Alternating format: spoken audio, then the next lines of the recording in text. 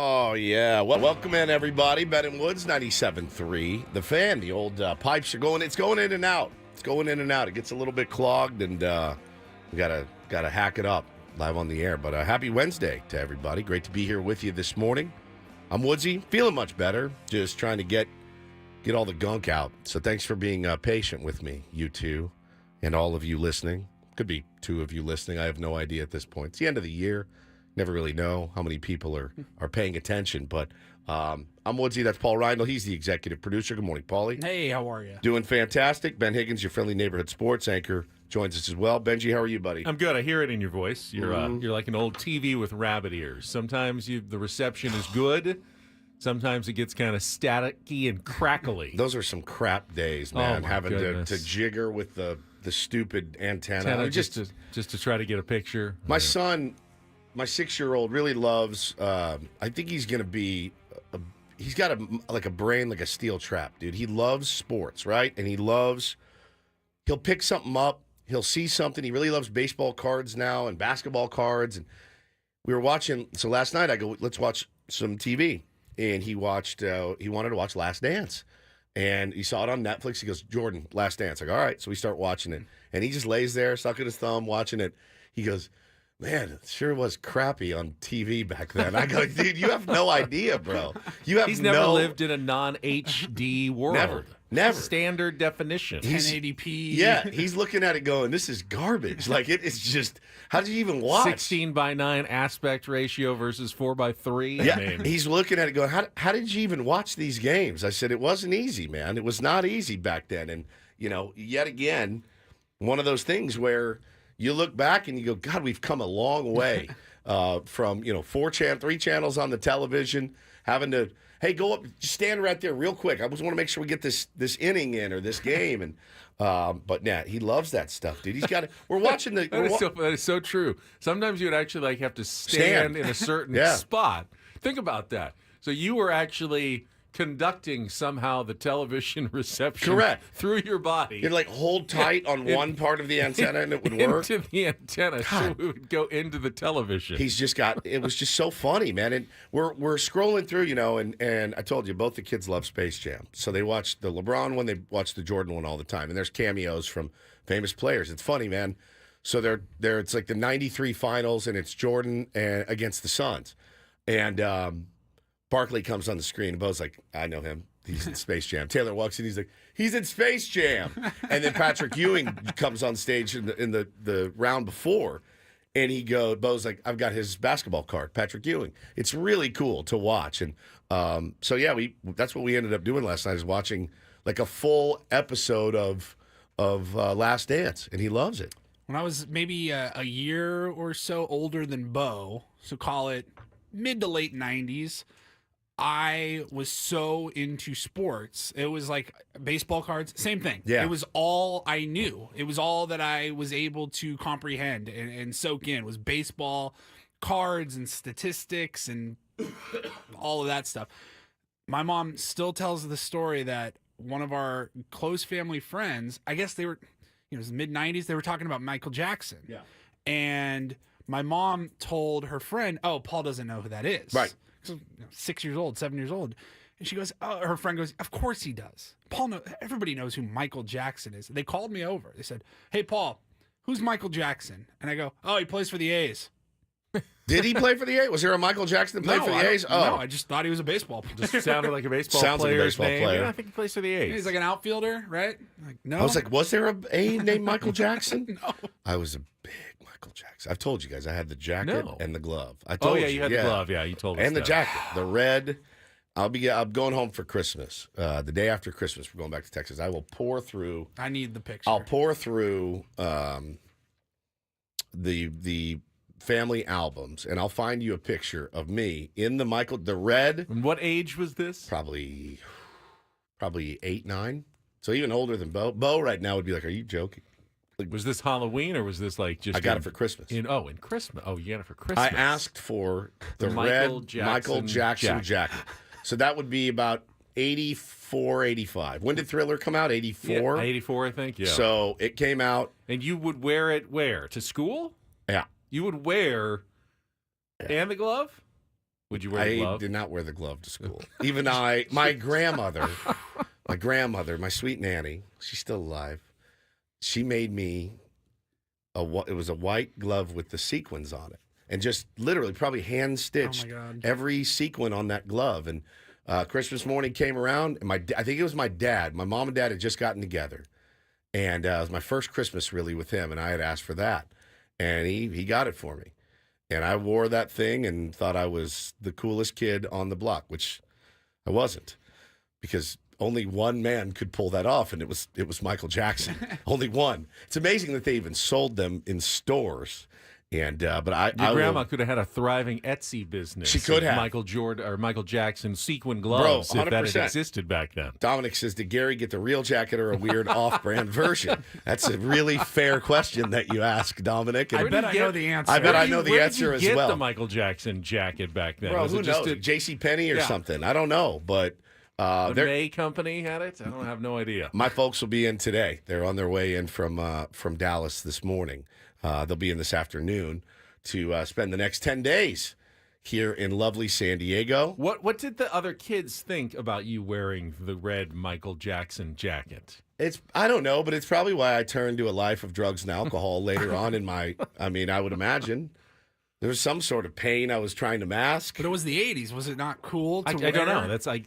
I can't remember any kids in my school wearing the Michael Jackson jacket. Come to think of it, I don't remember any kids in my school wearing the Michael Jackson jacket either, Ben. Which, I don't know. Like, I don't know that. I wasn't trying to be an individual. I was trying to be Michael Jackson. You know what I mean? Like, it'd be one thing if I showed up with that, was like, hey, I found this. This is my new style. No, I was just copying somebody else's style. Than says his most prized possession was a members only jacket growing up. Those were legit. I still think they look fairly cool on people. I think certain people can pull them off. But yeah, Mike Jackson did play for the Mariners, 88 to 81. I think he was a pitcher. 88 to 91. Yeah. So I don't know, man. I will find the picture of it. Please do. And I don't know how we got on this tangent, but Michael Jackson. I had the thing. I had the full. It's embarrassing to think about. When I was like 9 or 10, boy bands were the big thing. They took over the world, and you couldn't go to school unless you had like the bleached tips, not the full Marshall Mathers, like I want to do bleached hair. Yeah. Just the frosted. Did you frost your tips? Oh yeah, the whole soccer team I was on. Everybody on the team, like you could not go to school without having a little bit of bleach, a little bit of color in your hair. Did you ever bleach yours at all? Never have colored my hair at all. Did you? You have. It was like, Mom, they will make fun of me if I show up just with normal hair. I got drunk in college, and my girlfriend bleached my hair, but it wasn't like it's the one thing I didn't do in the 90s was frost my tips, but I did have the soul patch. Saw a picture of me the other day with the soul patch. Oh my God, mortifying. But I wanted to bleach all of my hair, not just the tips. Eminem kind of. No. The guy from Idols. Okay. I told you I don't want to look like Eminem, but I'm not going to look good when I do it. Kind of the same thing. It kind of is, but I'm going to do it. You can't fully bleach your hair entirely and not kind of look like Eminem. It's true. I need to change. I need to change. It's funny because my wife doesn't want me to do it, but one day she showed up at our house with pink hair. And it kind of had an argument about it because I was not expecting it. And I love it now. Now I can't. Now when her hair's not pink, I'm like, when are you going back to the pink? Because I really, really love it. And she's not supportive of me wanting to bleach my hair at all.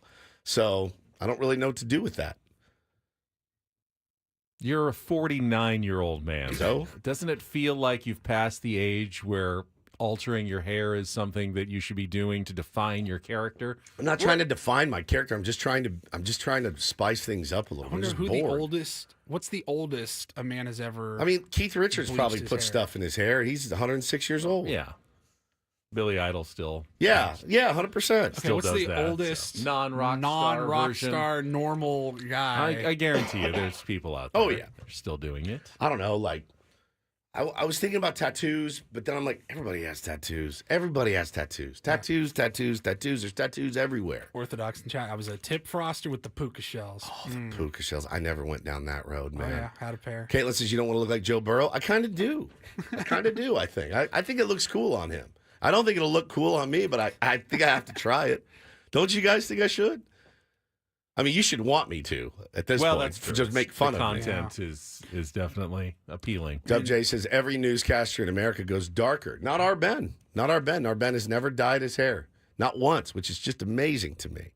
Yeah, face tattoo like Iron Mac. You're going to think I'm crazy, but I actually did think of a neck tattoo would be pretty cool, but I have to wait for my parents to die. Because even at 49 years old, they would murder me. If they showed up today, because they're coming to town, and I was like, hey, Mom, hey, Dad, and it said like B and T on the side of, Bo and Taylor on the side of my neck, they'd kill me. And I'm scared of them. There certainly was a time where it felt like a face tattoo outside of like some sort of religious Maori or some sort. It was like the curse of death. Was about the scariest thing. Like, okay, this person has really gone off the rails. You crossed the other side of the street. Yeah. I'm talking 15 years ago. Yeah. You see a guy with a face tattoo, you're like, nope, that's not. That's now we live in the age of Jelly Roll and Post Malone, and okay, this is now a thing. It's fairly normal to see. Neck tattoo. Oh, I do now and when they land. Yeah, if you find one, I will put one on right now. Somebody suggested maybe a belly button ring if I want to spice things up. That'd be good. Me walking around Padres games with a little half shirt and my belly button ring. Say, unless you have to change how you dress, because otherwise nobody would know. Yeah, just can you imagine how grossed Halter out? Tops for Woods. How grossed out would my wife be if I showed up and was like, babe, check it out. She'll never look at you again. Dude. It was disgusting. Oh. All right, well, we're off and running today. We've got really nothing to talk about. Let's pull the curtain back. I mean, it's as slow as it's ever been. So Frosted tips. We're gonna have some fun today. Hannah is pro belly rings. This makes no sense. I can't bleach my hair, but she does want me to get a belly ring. Shelly had a belly ring when I first met her. Oh, Hannah still has one. I love that. Yeah, I love it too. But all right, I'll look into that then. I think it hurts. I would think. I bet it hurts. Let me pinch yours real quick. Let me see yours. Do you have an Audi? I have like no belly button. Oh yeah, let's see it. Remember? It's the weirdest thing. Yeah. It has like this hood. Yeah. Ben's has a hood that hangs over. It's like a hiatal hernia, I think is what the doctor called it. A hiatal hernia. It's like where the tissue sticks out just a little bit. It's not appealing. It's a flap. Yeah, it's not appealing.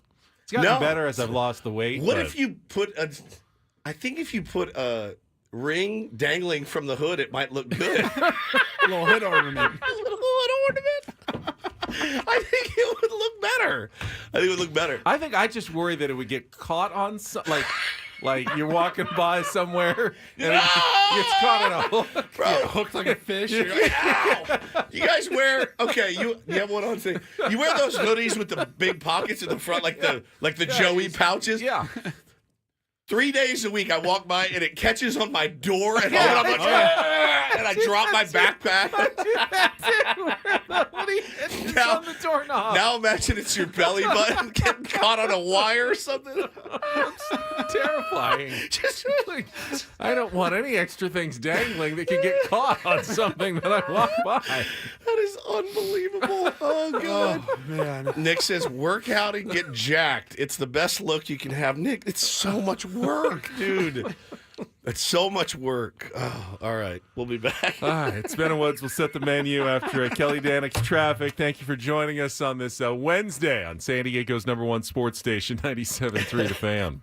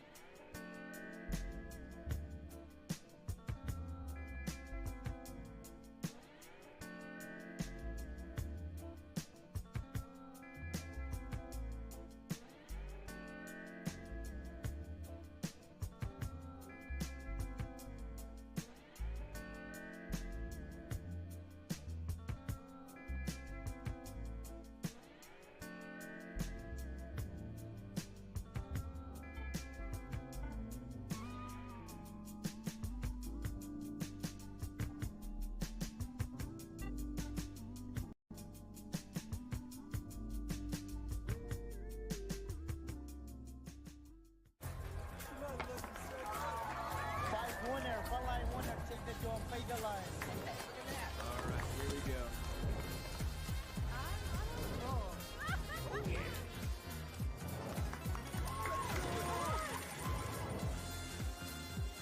Flag 17 on. That is wide open. All right, hit me. Hamul Casino. Fun above all else.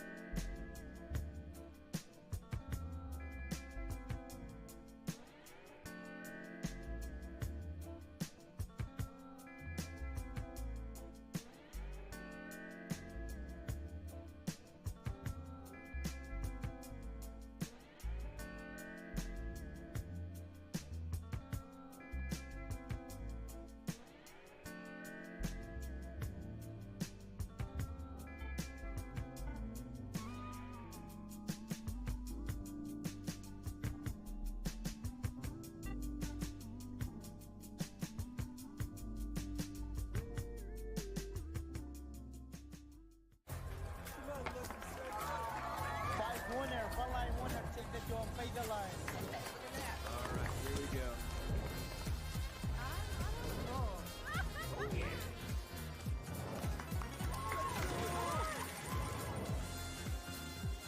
Flag 17 on. That is wide open. All right, hit me. Hamul Casino. Fun above all else.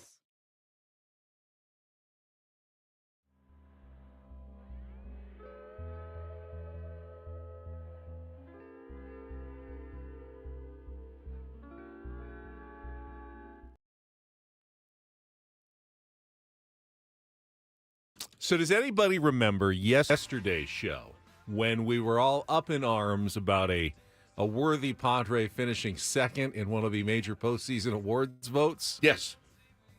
Do we want to do that again today? I can't, actually. I just can't. There's just like all the content that's been presented for today is legitimately content that I look at and I go, I don't want to do it. I don't want to come on here and whine about Mike Shildt, getting one first place. I'm not going to, so quit asking. I don't want to come on here today and talk about Mookie Betts patting us on the head. Sweet little Padres fans. It sucks because it's such a slow time of year, but it's content that makes me furious. furious. And I actually could not believe that the vote yesterday was as lopsided as it was. There are There's cases to be made. I understand it. We can make those cases, but it's not. I'm not as outraged as I was yesterday. Let's just say that. Honestly, like the Preller one probably gets me the most. It really does. I mean, the maneuvering that he Preller, Merrill, Shildt, in order of miscarriage of justice, of awards justice. What a quote here from our buddy Orthodox Evans.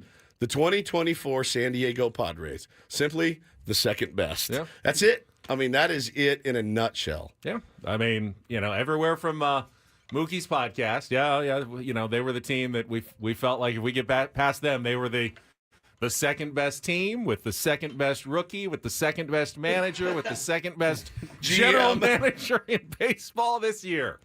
Congratulations. You are simply the second best in baseball. Why? The Padres, simply the second best.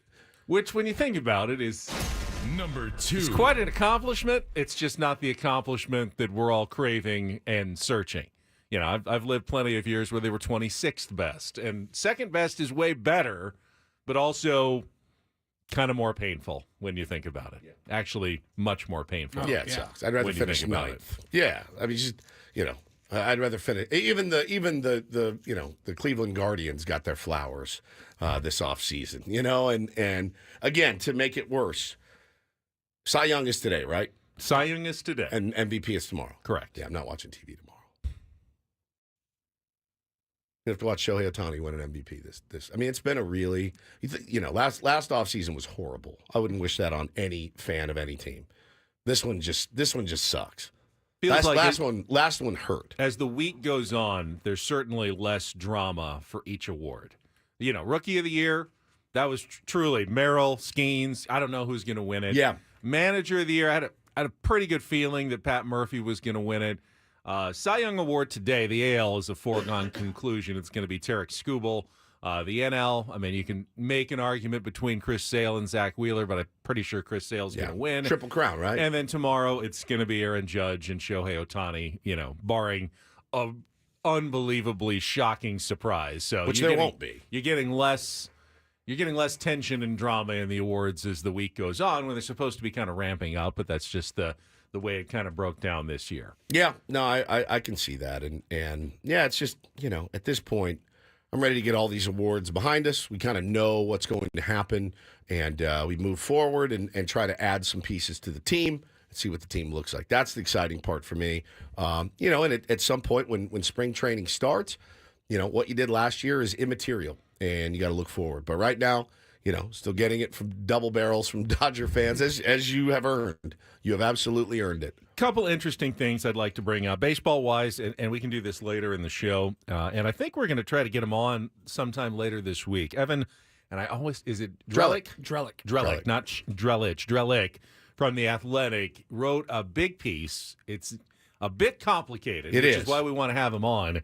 But it's about the media rights of baseball going forward. And the way I read this, and we'll talk about it a little bit later, I think this could be very good news for the San Diego Padres and their fans. It's a long way from coming to fruition. This is like a 4 or 5 year plan that Major League Baseball and Rob Manfred kind of setting out to change the landscape of media rights for, how you watch the games and how teams get paid for you watching the games, and it's something that, in my mind, could benefit the San Diego Padres greatly going forward. So we can kind of set the stage for it, and then Evan is supposed to join us later in the week, because it is something that I think is interesting and requires a little bit more explanation from Evan when he comes on. So instead of a Bevan explanation. Something like that. All right, and you can do... But I'll give you my take on it, and then he can kind of add some details when he joins us. Well, he is a fantastic writer. He is. Fantastic. So anytime we can have him on, he's great. Unfortunately, it does feel like every time we have him on, it's right around this time, off season, and it's always like an upcoming work stoppage, labor negotiations. That's what he does. He's a writer. He writes the in-depth pieces, and sometimes it ain't super fun to get through, but he is so good at breaking it all down. And think about this in the back of your mind, a comment Zach just made in the chat. Large markets will try to block this change to preserve their unfair advantage. And that is a very, very astute comment, and it's something that they're going to have to navigate. And not only that, they are going to have to navigate in the next year a potential work stoppage. That is something that is looming over Major League Baseball. And yeah, man, everybody wants their piece of the pie. And when that happens, you get a lot of hungry people wanting pie.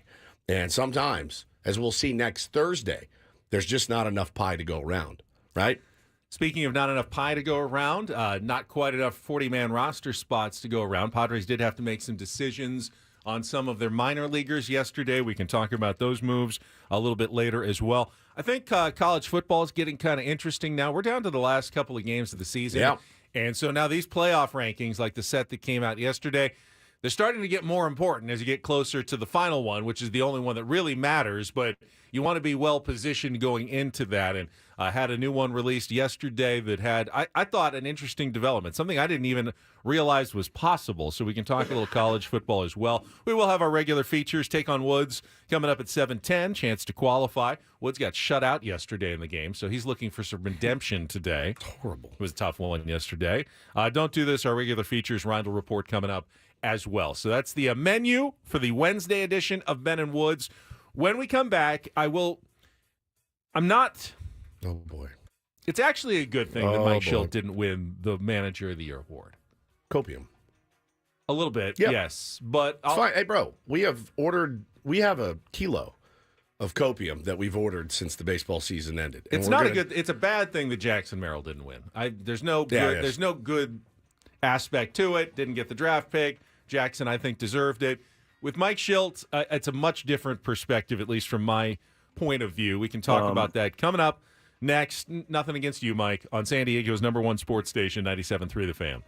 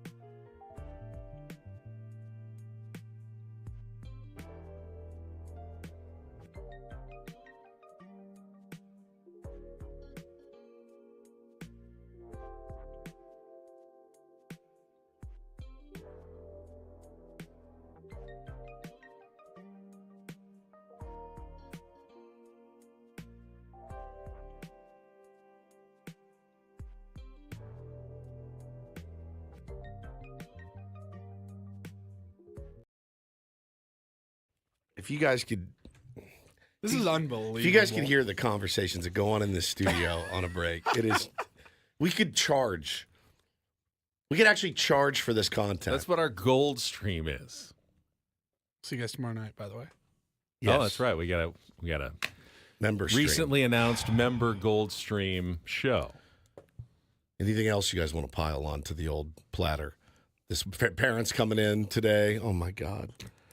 Well, Paulie's going to be out next week. He He's is. going to Las Vegas. He's taking Monday, Tuesday, and Wednesday off. Yep. We will still be here. Yeah, We me got and you. Italian Paul. Oh, Frank's going to be coming Hey. in, which is will There be he fun. is. And it'll probably be another loose week next week going into Thanksgiving and the holiday, but we'll be here with you. So We should bring some food to share together on Wednesday, like a little Friendsgiving, just the two of us. I don't know. Is that rude with Frank Well, just coming for off him, of his too. Oh, surgery? I don't know I that he don't can know eat that he much. can eat anything yet. So Sucks to suck, I guess. I don't know what to tell you, bro. Like, remember when we made Ben eat like Hungry Man Thanksgiving dinners? that's right. That was a terrible Frozen microwave yes. Thanksgiving dinner. Oh, it was so gross. You made me eat Olive Garden through a blindfold. It wasn't a blindfold. It was a mask, gimp yes. mask. It was a Actually. sexual deviant But mask. if you missed it, we had Frank in what about a week and a half ago. And Yeah. he had just had the stomach sleeve surgery, and it's making some big changes to his life. And proud of him. He's lost close to 40, 50 pounds 50 already. pounds, yeah. But he said it takes a while before you can start getting back to really solid foods. He just did advanced to purees when we talked to him. So Be tough to do any sort of. It's why I always end up. It's like embarrassing to even say, but it's why I always end up like, should I really crank the gym now? Well, the holidays are coming. You know you're going to eat like a turd. I'll just wait. How's everyone's New Year's resolutions going from last year? Swimmingly, I bet. you're not listening to my SDFatLoss.com. Like, you can lose weight over the holidays. I was not Woods. listening. I don't want to lose weight You over can. the holidays. You I want to absolutely enjoy can. myself. You can cheat. You can have a couple cheat days and still lose the weight. So Paulie's leaving for Vegas. It's his wife Megan's birthday, and they're doing a nice trip together. While you're out there, though, which I think is really cool, you're going to go check out the Aztecs play Creighton, which Yeah, is it next, worked out really well. which is next Tuesday. Yeah, we're going to the first game Tuesday morning. Okay, so you bought tickets Yes. online. I did. Good boy. 2 of them. Good boy. One for you, one for Megan. Yes. Old boy over here to my left.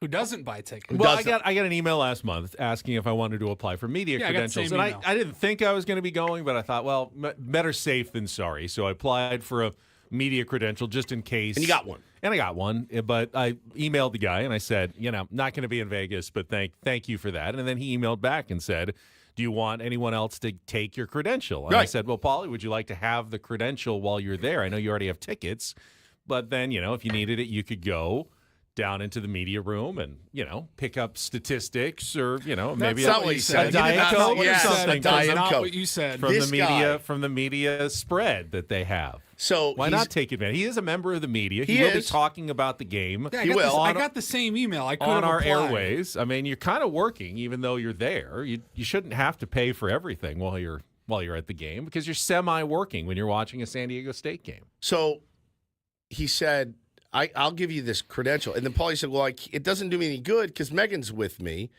And, yeah, I mean, I've had that before where it's like, Well, they play again on Wednesday, but I'm not gonna.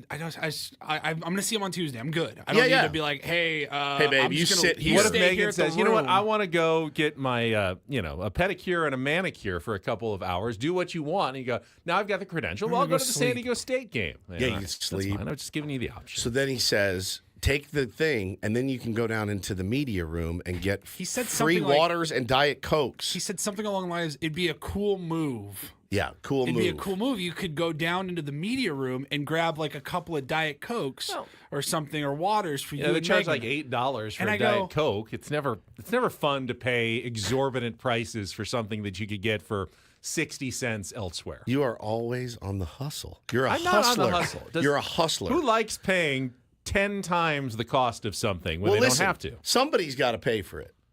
Not really, actually. No one They has get to free pay, Diet Cokes. No one has to pay $8 There's no for a such Diet thing as a Coke. free Diet Coke. That's I right. just don't do it. I just don't buy sodas at games because I think they're You have supporters here. Tevin They're says he's on team. extremely overpriced, so I just don't get one. Which is, you know, Do you don't feel guilty? You're an honest. why would I feel guilty about not paying for a soda? You don't feel guilty. They should be feeling guilty for charging All right, me all right. $8 for a soda. So you get, let's say you and Jack go to the Padres game. You get tickets, obviously, from work. You're Right. not paying for those. Correct. Do you go into the media room I don't and because steal hot dogs and sodas and No, just shove them in your pocket? No. And bring them out for you and Jack to go My eat dad, in by the section way, my 114? dad right now is listening and nodding along in a glowing approval of Ben. so Glowing. you're not supposed to do that for other people, but I will go. I've gone into for myself. I've and gone into poop. use the bathroom. Yeah, Yep. that's a great option. The media credential gets you your own bathroom I have up there, done which is that. fantastic. I've done that. That is a true story. And I'll be honest, I have taken a brownie out of there. I will. And I you take take the brownie. It's there. You walk by it. It's free. It's like, you want me to not take the brownie? It's just sitting there. So, even though I'm not technically like working at the time, Right. you're always, when you're a host, and especially on a Padres station, anytime you're watching the Padres, whether it be at home, Yeah. it's You're work. working. You're working. Tried to Because tell my wife that. She doesn't buy it. I mean, it is true, and to a certain extent. Pretty much, if you're a morning show host, everywhere you go, you're working. Kind There's of. content, so I want everything for free. From now on, everywhere I want free. Finally. I want free You gas. You understand my perspective. Cop pulls on me life. over, and I tell him, hey, I'm actually a morning show host. This is going to be content. So At the grocery store, your Vons. Yeah. This is content. It's content. Get my media credential to come shop at Vons. Zach goes, next time bring a grocery bag, fill it up, and hand it out to fans like Robin Hood. Eric Grubner looks down from the suite, and there's Ben passing out waters from the Robin Hood. I'm gonna get like an internal press release. No more free hot dogs and sodas in the media room. Bro, I got to tell you guys. They've already cut way back from where it used to be back, in the day. Everything used to be free, but now it no longer is. I got to tell you guys, man, back in the music days when I was a music morning show host, we would have these bands that would come up and they would perform. And at the time, we didn't have like a big sound space. So we did it in these kind of old studios. It was basically like a storage facility. And the bands would come in and set up their keyboards and their guitars, and they would play. And you would send it out to your email list on the station, 94.9 Insiders or whatever. Free lunch provided.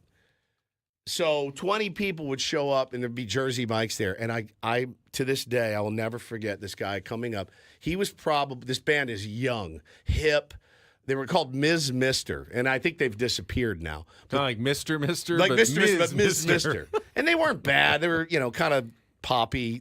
That's what the times were.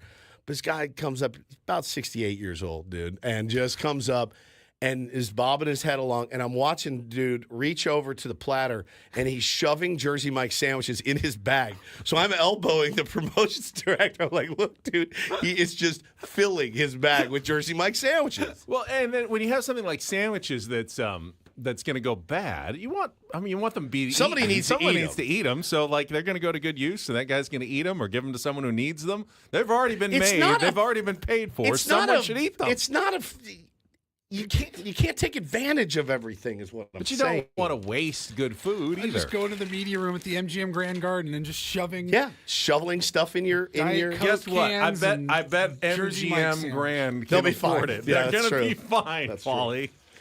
I think Ben feels like if he, I'm more concerned about how it looks. Yeah. You look like a moron. I feel like Ben You're not feels. even in your own town. I mean, you don't want to do it here because you So don't when get you the go to rep, other towns, but- you just steal from places. 'Cause he walks into Buc-ee's somewhere. He's like, "Well, I'm not from here. I'm just gonna take this." It's not a Look at crime. Arizona and he just dines and dashes. Yeah, Like, yeah. I don't live here. I don't live here. I'm not paying this. I'm not saying I'm working. I'm not saying commit a crime. It's not. If you have a media credential, it's not a crime. So with a media credential, you can have carte blanche to steal whatever you want, as long as you have a media credential.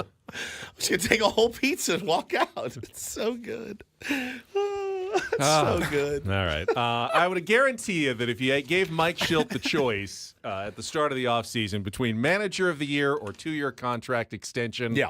he's going to choose the latter. So he already got his win. Didn't get one yesterday. We'll talk about it right after a check of traffic here on 97.3 The Fan.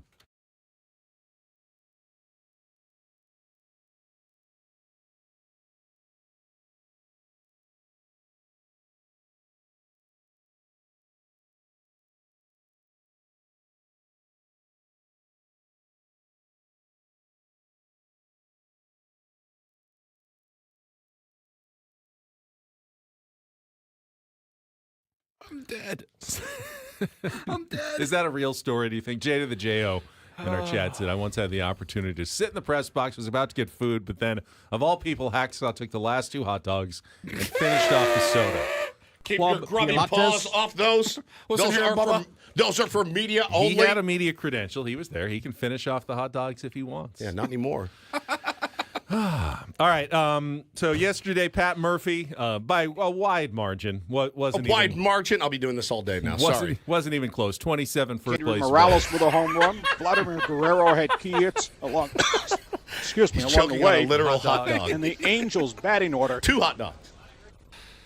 Angels batting order just, excuse me, wore out the Red Sox pitching staff. Yeah, he didn't swallow them. He just ate them whole. He didn't chew them. He just. All right, continue. Pat Murphy wins the National League Manager of the Year. Mike Shildt was second in the voting. What did he get? Like 17 second place votes. One and then first place? Just one first place. Same as Carlos Mendoza got one. Rob Thompson got one also from the Philadelphia Phillies. He didn't even finish in the top 4 in voting, but he got a first place vote. Ollie.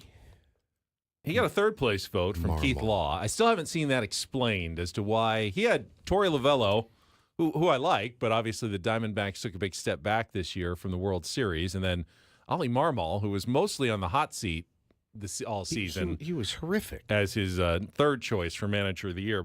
Did It have just Pat goes- Murphy. Like I said, man, I tweeted it. It shows you how serious these guys take. I guarantee come you, on. we've talked to Keith Law enough. He's paying attention. He has a reason for it. He just has a weird reason for it, and I'm just curious as to what it is. He will be able to explain that vote for you. You may disagree with it, but he has an absolute, I promise you, has a justification for why he picked Ollie Marmol Sure he does. as his third choice. He didn't just pick it out of a hat and say, I'm just picking. different. Yes, I'm different. Look at now me. there's definitely going to be some of that to it, but I'm sure he had a reason for it. So here's why I think it's actually a good thing. You don't want your manager to win Manager of the Year. Because then they get fired. No, and that is the thing. The last 5 National League Managers of the Year have all been let go or no longer with their clubs, starting with Mike Shildt in 2019. Yeah. Who won it with the Cardinals. Then it was Don Mattingly in 2020 with the Marlins. Yep. Gabe Kapler, 2021 with the Giants. Out. Then in 2022 was... No, he was Skip was 23. 2023, and 2022 was... Bomel? No. It wasn't Bomel. I have it here. Hang on. 2022 was Buck Showalter with the Mets. That's right. So none of those guys are even still with the teams, No. even though they were the last 5 National League Manager of the Year. That's a coincidence and just the nature of the award. I think the reason why you don't really want to see your manager win Manager of the Year is that the teams that are actually trying to win, like the Dodgers, like the Yankees, rarely win a Manager of the Year award because expectations are higher. Yeah. You want to be a fan of a franchise whose manager is pretty much eliminated when they walk into spring training in February. Like you can't, hey man, welcome to spring training. You're ineligible for Manager of the Year because you have so many good players. Pretty much. The expectations are so high. I don't think that was the case with Mike It was Shildt this not the year, case and I last can make year. a great argument as to why he deserved the award over Pat Murphy. Ultimately, the reason he probably didn't win is that there's still enough belief in the Padres and the amount of talent that they have and the resources that they are putting into the roster that's going to be held against Mike Shildt, no matter how good of a job that he did. Pat Murphy won it because the Brewers put almost nothing into their team. Payroll was low. Had a bunch of injuries. Payroll was low. Expectations were low. They lost players, and they won, and they did a good job. Did Mike Shildt have to maybe overcome even more, fix more things, do more quote-unquote managing compared to Pat Murphy, who just, stepped into Craig Counsell's shoes Steady and the just kind ship. of kept the ship steering the same direction that it was going? Yes, I think Mike Shildt actually did a better job, quote-unquote, managing. But in terms of what they vote for as Manager of the Year, it was probably always going to be Pat Murphy. Not surprised by the choice. Much more surprised that Matt Arnold won the Executive of the Year over A.J. Preller.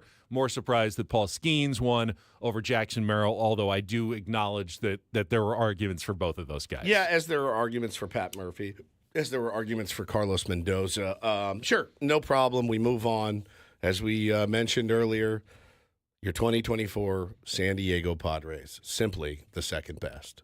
So, And that is, I believe, it for any Padres possibilities in the awards season. well, at least I don't have to ruin my day waiting with anticipation every single day. Nobody's going to win the MVP. Jurickson Profar was, I believe, second in the Comeback Player of the Year award vote to Chris Sale. And then we had 4 second-team All-MLB players in Jackson Merrill, Manny Machado, Dylan Cease, and Michael King. Yeah, it was the year of second place. Padres finished second in the National League West. It was the year of second best for the San Diego Padres. Well, listen. Which is better than a lot of other teams in baseball. It is, but if you ain't first, you're last, as we all know. Did have 3 Silver Slugger awards for Manny, Jackson, and Jurickson. Not a second-place Silver Slugger. First-place Silver Slugger awards, at least. But that pretty much wraps up the award season for the San Diego Padres. Yeah, for sure. And you will have your MVPs of Aaron Judge and Aaron Judge and Shohei Ohtani. You will have your Cy Youngs of Tarek Skubal and Chris Sale. And then we're done, right? That's it. Any chance that Juan Soto wins or Bobby Witt over Judge? I don't think so. I think Judge. Any chance Wheeler wins over Sale today? No, I don't think so. Skubal's an absolute lock. Ohtani's an absolute lock. I think the drama on these awards is pretty much over as well these last couple of days. Yeah, Orthodox says, Ben, it's your fault for not wishing Shildt good luck yesterday. Yeah, that's true. Yeah, I did, so I feel much better. Now, I did not text him any consolation. Oh, you didn't? No, I don't want to rub it in. See, that would have been a better thing to do. You think so? Saying, hey, sorry you didn't win? Sorry you lost. Sorry you finished second. Sorry you finished second. I know you wouldn't do that. No, I would not. What's up, my dudes? How you doing? Oh, we're good. How you doing? Poor guy. I'm saying you can't wish someone luck on something that's already happened. You absolutely can. You absolutely can.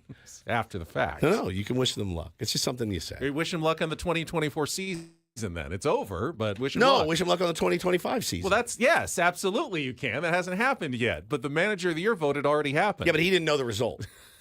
You can't change I it. should have just said, You can't change it with luck, though. Hope you win. Thank you. You should have wished him luck like the last day of the season when the writers were That's true. casting their ballots. That's the day to wish him good luck. Sorry, Mike. All right, new college playoff rankings, and something that even Ben didn't know about in sports, which is weird. Third person, Ben. We'll play Take on Woods as well, coming up next.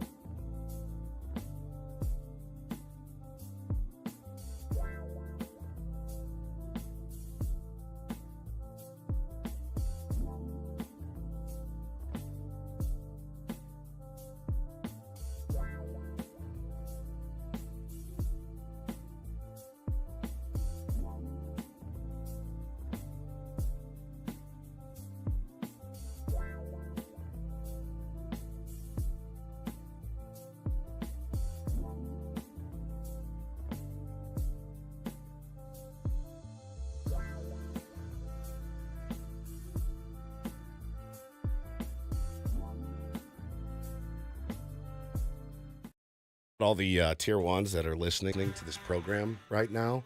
I see you. Thank you very much. Driving into work this morning, I was like, man, I hope people listen. You know, Padres season's over, and they're still here, Benny. They're here in droves, and I just wanted to let them know how much I really appreciate it. I'm sick. You know, you're you. Paul's Paul. I'm me. Yeah, you're you. You're you. Yeah, I'm sick and you're you. Correct. See, now, I presumably in a day or so you're not going to be sick, but apparently I'm still going to be me. You're always you. You're the steady Eddie, buddy. I really appreciate you guys listening. You just described it as an impediment toward people listening. Yeah, well, they might not listen because I'm sick and because you're you. Thanks a lot. I came out wrong. Thanks a lot. It came out wrong. Shots fired. I didn't know what to say. I'm me and you're cheap. So I'm surprised that they listen. Watch your wallets around him, I tier have ones. no problem with my frugality. I think that there's a lot of people out there who share the caution when it comes to not wanting to overspend. That's fair. It's not a flaw. I also admire your generosity and freewheeling ways. Should I drag my dad right now? Would now be a good time to drag my father? I respect Gary's frugality as well. You know what this guy did to me yesterday? Is he on the plane right now? No, can he hear you? They're leaving later. He's probably watching. He's terrified right now. Old boy called me the other day. Well, I called him and I said, "Hey, we're looking forward to your visit. The kids are really excited. We haven't seen them in forever, and I'm so happy they're coming. Let me get that out of the way. I miss them. My mom just finished up her radiation treatments. She knocked them all out. She's doing great for her breast cancer. So like it's special, right? When they come out. So I call him and I said, "You guys need anything?" And he hits me with the line that he always hits me with. "Do I need any dress shirts or anything?" I said, "Well, no. We're in Southern California, number one. So we're not going anywhere super fancy. So bring some golf clothes. We'll do some golfing and you know, the weather's nice, a little chilly in the morning, but it's San Diego in the winter. You've been here 100 times. You don't need any dress shirts. We're not. No tucks and tails required for this trip. No, you're good." And he goes, "Hey, you know what else I wanted to ask you?" I said, "Sure." He said, "I want to get a white Ben & Woods hat. Do you have those?" And I said, "I think we do." I said, "I'm not really sure. Go to the merch store, poke around. I think you can get our logo on almost any color hat, so you'd be good to go." He said, "No problem." So he goes and knocks it out. He texted me yesterday. And he says, "Well, I'm going to order it now, and I'm going to have it delivered to the condo in San Diego. So I'll just have it when I'm there." I said, "Great. Do whatever you got to do." So he texts me, and yesterday he goes, "Hey, question. I ordered the hat." I said, "Okay." He said, "But the shipping's really slow. Do you have any pull?" Pull? "Do you have any pull?" Do you have any pull? And I said, What do you mean?" And he said, "Well, the shipping, it's not going to be there for, probably 7 days or something." And I said, "No, I don't. What do you want me to do? You want me to call?" And I said, "Dad, we outsource that company. We don't run a merch store." Hannah doesn't have a few employees in her garage just churning out. We actually have it's a small sweatshop. We were trying to keep it under the radar, right? So I think. Call your vice president of shipping and see if he can expedite that delivery. Hey, I know he didn't pay for the overnight, but can we expedite the delivery to Gary Woods? So you just bought a sweatshirt. I did. But you had a gnarly turnaround time of like 2 days, so I paid the extra. Of all people, paid the extra. And it came in, so I texted back and I go, "I think there was an option to pay for the faster shipping. I'm assuming you didn't click it." He goes, "Oh, no, I must have missed it." Must have missed it. And he also says in it, "Sorry to ask. I know everyone's been asking you for stuff lately." I go, "My God. I'm married to a Ben at home. My dad is a Ben, and I have a Ben at work. This is unbelievable. I'm surrounded by Bens," which is not necessarily the worst thing. "Do I have any pull?" And I said, "Pops, I don't have any pull. So you'll get your hat in a week or so." We are pretty much the same as any tier one when it comes to ordering our own merch. Exactly it. I pay full price for my merch. I get it shipped here just like you guys. I'm looking. I found a white shirt. The white hat. The white hat. Sorry. Yeah, there it is. Shipping method. Mm-hmm. There are three options. Three options. Right Okay. next to each other. Okay. You can't select one without seeing the others. Oh my God, dude. Standard. November 29th to December 2nd. How much does that cost? $4.49. $4.49. Premium, November 27th through the 29th. Okay, that would be a week. Next week. I bet he didn't even do premium. $6.99. Oh God, And you know what's going to happen. Express, get it by Monday, $19. Yeah. All right, so hold on. What was the first option? Free? Standard. No, Standard. it's $4. $4.49. And that's delivered by when? Estimated delivery, if you ordered today, would be November 29th through the December 2nd. So here's what's gonna Next happen. Friday, next weekend. Here's what's going to happen. Yeah. They're here for 10 days. He's going to miss it entirely. It'll arrive. It'll arrive. And then you're going to have to ship it to I'm him. going to have to then go down and ship it to him. 100%. Yeah. Yeah. The Bo express shipping, it would have been here by Monday. Bo and Taylor don't actually go to school. They sit in the garage and turn out Bentonwood shipping all day, just cranking out our little Encinitas sweatshop. Don't tell anyone. Sorry, Dad. I love you. And but if you send me a text like that you have to get dragged a little bit. You need some redemption for Take on Woods. I do, badly. We need a contestant to take you on. A chance to qualify for a trip to Las Vegas. 833-288-0973. Call.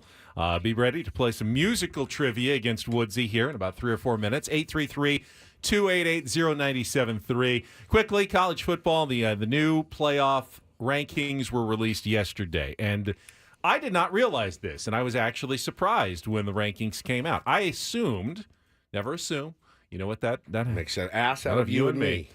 That the top 4 conference champions from the SEC, the Big Ten, the ACC, and the Big 12 got the first round buys. But what I found out yesterday is that's not true. It's the top 4 conference champions from any conferences get the buys. So when Boise State passed BYU in the rankings, BYU still being the top-ranked Big 12 team, even though they lost, Boise State was now put in as the number 4 seed in a theoretical matchup. That's crazy. Which means the Mountain West champion could actually get a bye. In fact, they're now favored. They have the best likelihood of any of those teams to get a first-round bye in the playoffs. So they might not get past the 4 seed, but if they win the Mountain West championship, which will probably be against UNLV, they're almost certainly going to get to a bye into whatever bowl game they play in the quarterfinals the next week, which is fascinating to me. And what was really crazy is that if there are 2 conference champions who are ranked higher than, say, the Big 12 champion, let's just come up with a scenario. Let's say Army in the American Athletic Association, who are still undefeated, they run the table. And let's say BYU and Colorado lose again this week, and you've got a 2 or a 3 loss champion of the Big 12.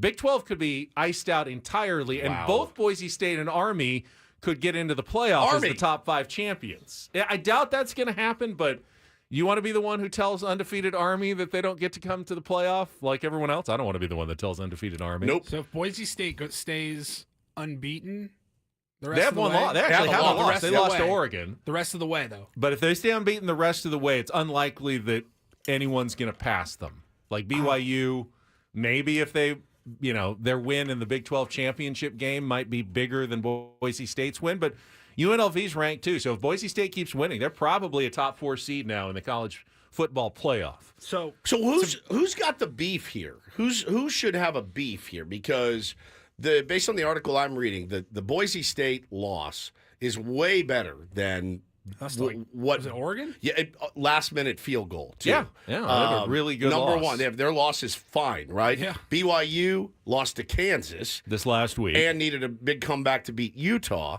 So who's got the legit beef here so far? Right now, it may be Tennessee because they're actually in the top 12, but they get bumped out by BYU as the Big 12 champion. Got it. In the current rankings. Again, I don't think anyone who's outside the top 12 has a huge beef. Used to be a 4-team playoff. Yeah. You wouldn't have even been close. Now True. you at least have a shot at getting in if you're a 11th or 12th ranked team. If you want to be safe, though, you better get yourself into the top 10 of the college playoff rankings. So I guess to bring it back to like San Diego here, if Sean Lewis were able to move mountains and get a good team on the field, you're telling me, because the knock has always been the best version of San Diego State football still has no chance. That's not true. Zero chance of winning a championship. So that is kind of where I was heading here. If San Diego State, now they don't have to be better than Alabama or Oregon You have to or just Michigan or take whoever. care of the business All that you have to you've do been is handed. take care of your business. If you can beat out, Boise State in the Mountain West and have that undefeated or good one-loss season,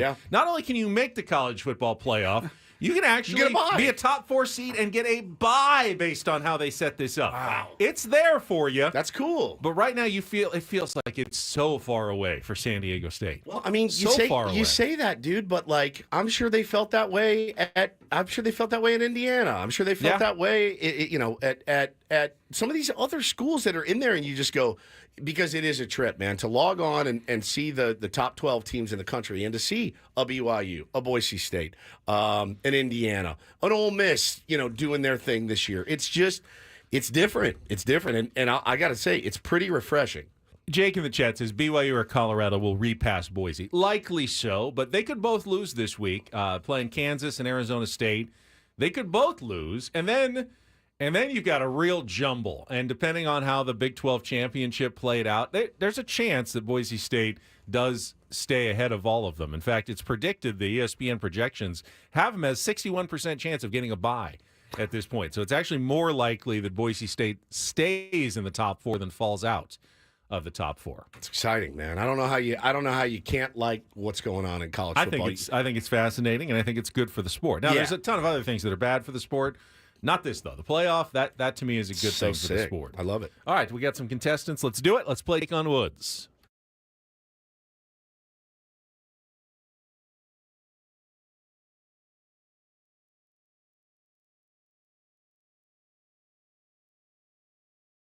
Take on Woods, brought to you by Valvoline Instant Oil Change. It only takes 15 minutes. You don't have to get out of your car. For directions and discounts, go to SoCalOilChange.com. That's SoCalOilChange.com. Let's go. Mark, are you there? I am. How's it going, boys? All right, you What's up, are Mark? a contestant. Good morning. How's your morning going? Morning. It's going well. Let's get started. All right, let's do it. Let's get it started with the chance to qualify for Las Vegas. If you can beat or tie Woods, put you into the drawing for the 2-night stay at the Westgate Las Vegas Resort and Casino and 2 tickets to Soul of Motown, and a $150 food and beverage credit. Check out the Westgate's $70 million in room renovations. Get your own show tickets to Soul of Motown at WestgateResorts.com. Here are the categories for Take on Woods today. On the Compass, song titles and artists featuring one of the 4 directions on a compass. Texas Two-Step, answers with a Texas city or town somewhere in there. And 'Tis the Season, 5 song titles, musical artist with a season of the year. So on the Compass, Texas Two-Step or 'Tis the Season, Mark? Let's try Texas Two-Step. Texas Two-Step. All right, today's answers all feature Texas city or town somewhere in their name, song title or artist. 60 seconds to answer as many as you can. You don't know one, you can pass. We'll come back to it. First question is the 2-second song. Polly's going to cue it up right now. You need to give me both the song title and the artist to score that point. Then we'll have Woods come in. We'll compare your scores, see how you do. Mark, you ready to play? I am ready. Paul, you got the long I'm cue up ready. here. Yeah. He's ready to Yeah, go. I All got right. Let's put 60 seconds on the clock. The category, Texas Two-Step. Mark, your time begins when Paul plays the music. Good luck. Let's take on Woods. And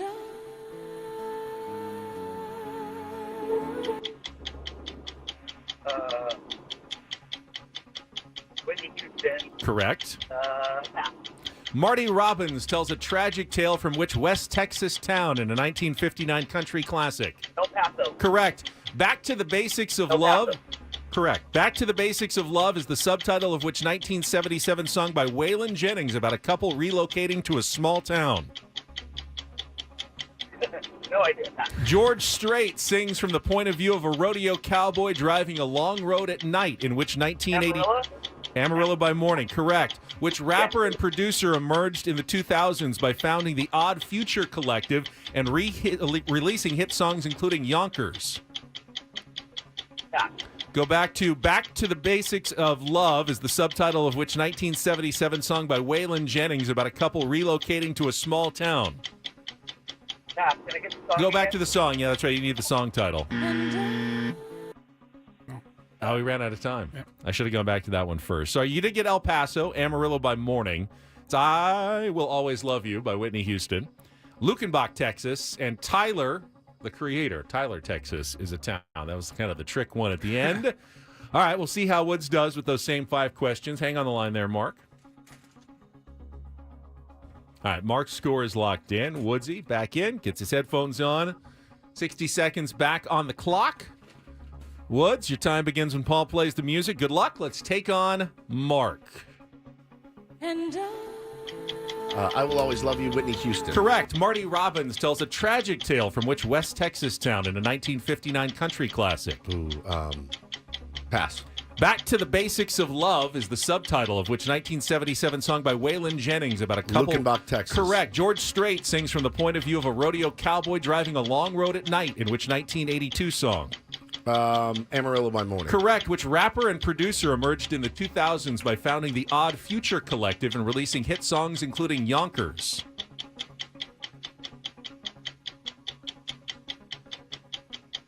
Go back to the other one. Marty Robbins tells a tragic tale from which West Texas town... Oh, El Paso. Correct. Which rapper and producer emerged in the 2000s by founding the Odd Future Collective and releasing hit songs including Yonkers? How does this relate? I know. Isn't that tricky? Lil Nas X. That's a good guess. Yeah.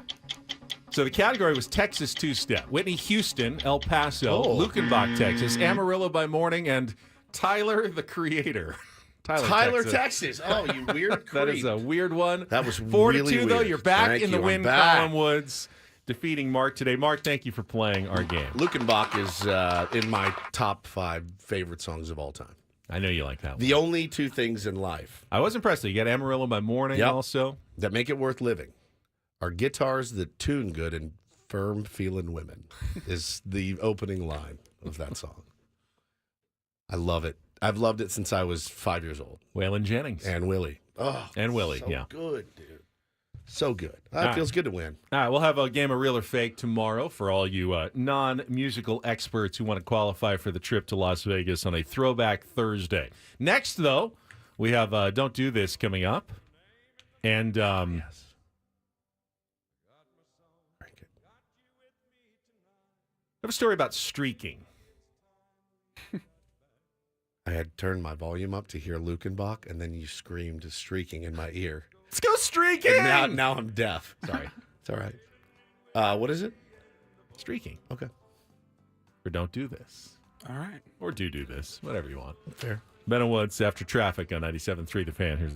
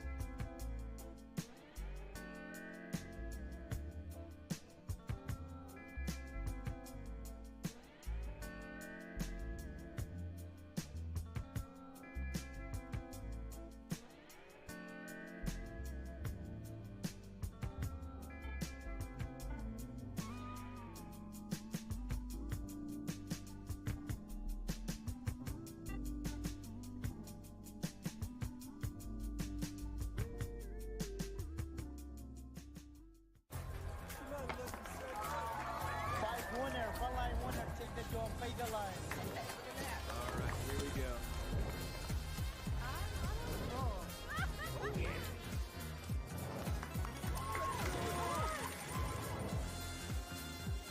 Black 17 on. That is wide open. All right, hit me. Hamul Casino. Fun above all else.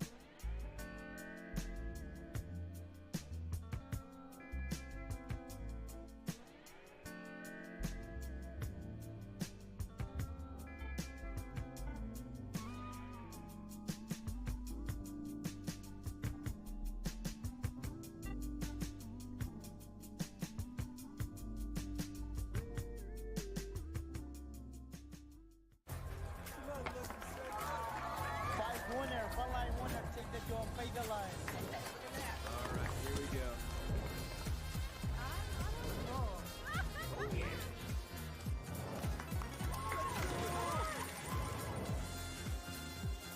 Black 17 on.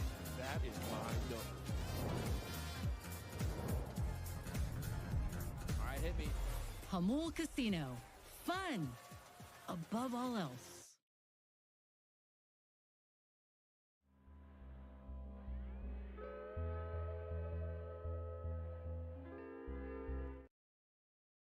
Oh, There. I love it. You're a very interesting when it comes to country music Yes. because you either love it or hate it. Yeah, There's like- really no in between for I you. just don't like auto-tune in it. Really. I mean, it boils down to that. Some If of your it's a- favorite songs are country songs, 100%. and some of your least favorite songs are That's country songs. absolutely true. Yeah. If there's no auto-tune in it and it has some feel to it, I'm all in. I think it's great. 4 chords and the truth. That's what they say. It's the formula for the current The stuff. that's formulaic just, stuff just murders you me. know, Beer, flip-flops, trop, yeah, beer, 100%. truck, girl. 100%. Okay, we get it. Yeah, same. It's the same thing.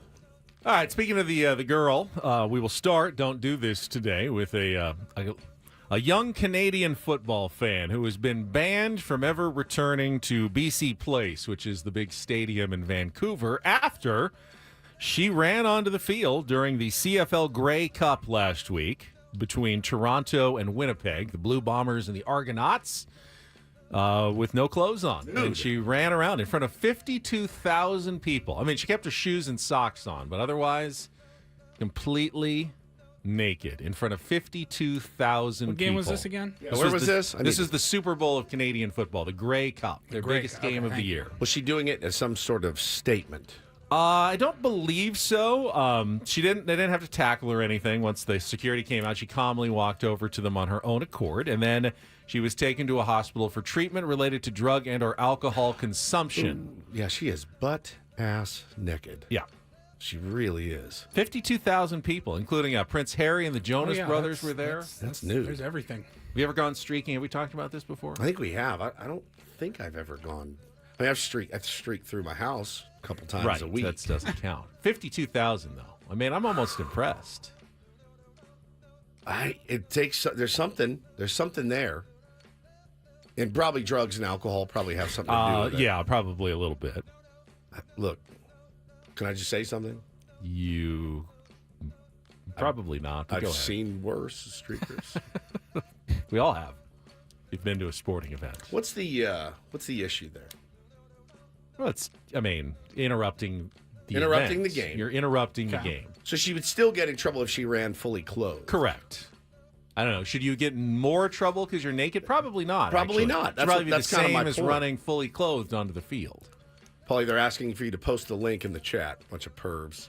You can find it. It's the Grey Cup. It's the Grey Cup streaker. You can find it. Yeah, I've seen worse. Yeah, there's nothing you could. There's no amount. I of only money. have a pixelated version. I don't know. If I you do found too. it. Okay.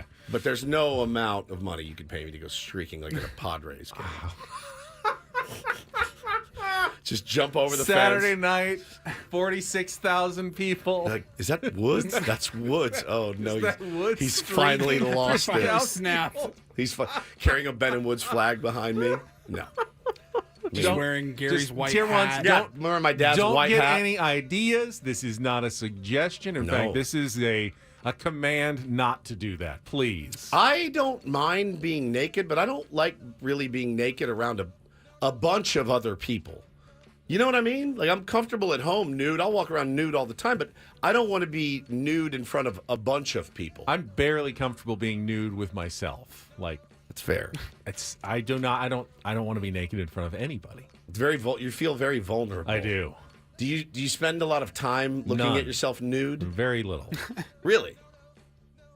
You don't like No. no? Do No. you have a full length in your house? Yeah. Full length mirror? Yeah. You never stand in front of it? I mean, sometimes you have to like, just get do dressed? just do a quick check. Yeah. Yeah, but I'm saying like when you look, do you just But I'm not sitting there like do you give it like admiring or anything. No, There's nothing but to admire. do you give it like the I do. After you lose the weight for comparison's sake, okay, things are getting a little better, I guess. It's a good question. Does she have to file as like a sex offender now? Which I think It's Canada. They got their own rules. I have no idea. so she just says sorry. Sorry, booty. Sorry about boot it. And everything's fine. All right, well, that was an interesting story. Michael Irvin is making some waves. Boy, he would have been a legendary "Don't Do This" candidate. Back in his day? Back Oh, in his day, every day. legendary. I used to see that guy out all the Did time. you? Yes, when I was young and we could go in these clubs. There was a club called Detour back in Dallas, and it was 18 and up. And I will never forget. They beat Washington in the playoffs, like some round of the playoffs. I can't remember what. I think it was Washington. And homeboy showed up to the front of Detour. He had a bottle of champagne in each hand. He had a girl on each arm, and he had this Rolex necklace on that somebody said was worth like 75 grand. He was in a purple suit, and I remember walking out the door as he was walking in, and I was like, oh my God. Bro, they raged. Nobody raged. But they won. They won, which is the difference in the current Cowboys. They had For those who don't remember, like the White House scandal. yeah, it was like a sex and drug house. Yeah. They had their own house. Just had their own house. It that was they nuts. had for that sort of stuff. Sports radio back then was the elite of the elite in Dallas. You just couldn't get any better. They were always in the news, but he's back in the news now. And he's talking about, he was on with Colin Cowherd, Michael Irvin was. Yeah, how do you have it? I got the audio. Shoot it. You do believe And I do too, that if Shador went to the Cowboys, Dion would accept the job. I believe 100%, and I can tell you, good sources have told me that.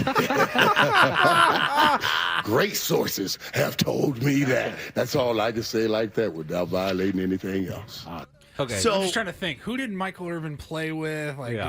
who could that source be? It's amazing. I mean, it's clearly from Dion. The don't do this, at least in my mind, is that Dion is kind of denied it. He's been trying to tamp that down. He said his quote was kickstands I down didn't understand here. that. Kickstand. He's got the kickstand down. Oh, like he's his Yeah, bike. no, no, and no. he's parked. Bike's He's there, parked. He's good to Kickstand go. down. Yep. Which you have to do when you're a coach. Michael Irvin is implying that Dion has told him otherwise. Correct. And listen, it does make sense, except for the fact that they just signed Dak Prescott to like a $300 billion deal to be the quarterback of the future for the Dallas Cowboys.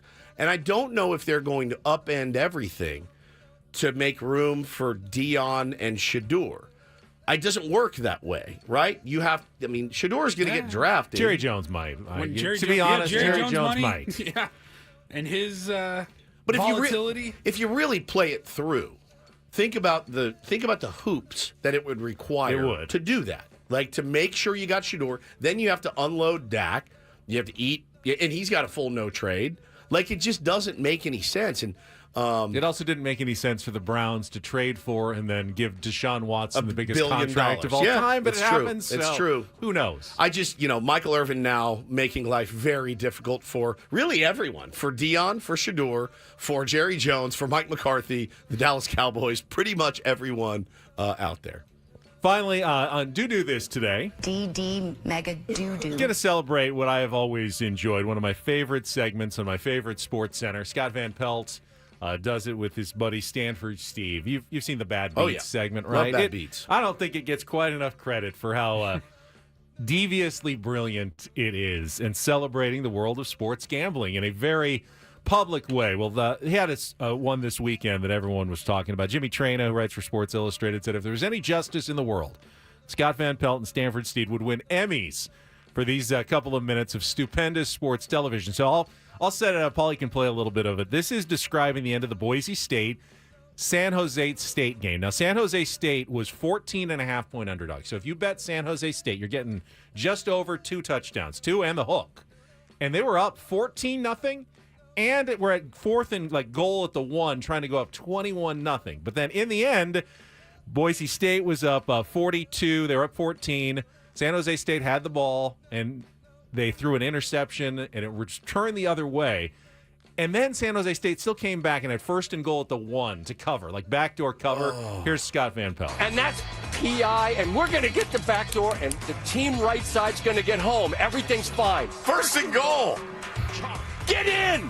He wasn't in? Floyd Chalk the fourth allegedly stopped short. The clock's still running. We need a bit of urgency here. All right, here we go. Throw it out in the flat. Jackson Cannon is stopped short. That play works every time at the goal line. Not at this time. It doesn't. Tick, tick, tick. They're subbing in people.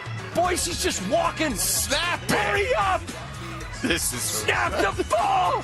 For God's sake, snap the ball! Oh my God, they only have one last chance and he gets sacked! Oh my God. Oh no.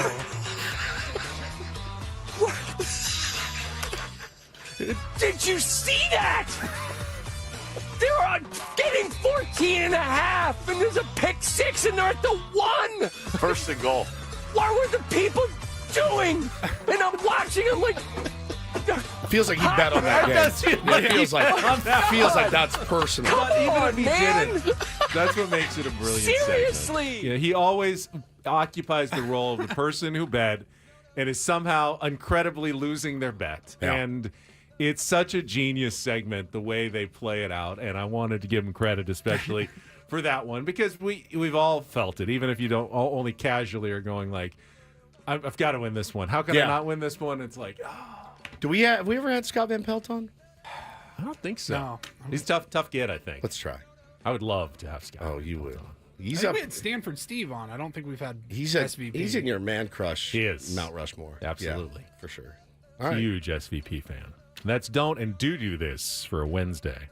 That was Don't Do This with Ben and Woods on 97.3 The Fan. Doomslayer says losing bets like that is so brutal. It makes you feel like God hates you. 100%. Yeah. You're like, what did I do? And what's so funny is that, of course, every time you lose a bet like that, someone else won the exact same bet the other way. They're jubilant. But that's not a funny segment. If it was great wins, like, hey, I bet San Jose State. Look how I won this. Yeah.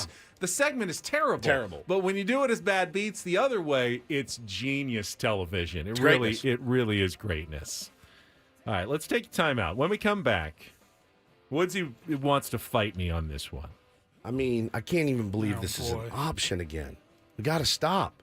We got to be better. The Dodgers won't stop talking They about will the not Padres. stop talking about us. They will not stop it. And I don't appreciate it. What did Mookie Betts do now? Do you need the validation? Yeah, that's it. I don't need the validation. I feel like you need the validation. I do think this is, we've already determined simply the second best. That's true.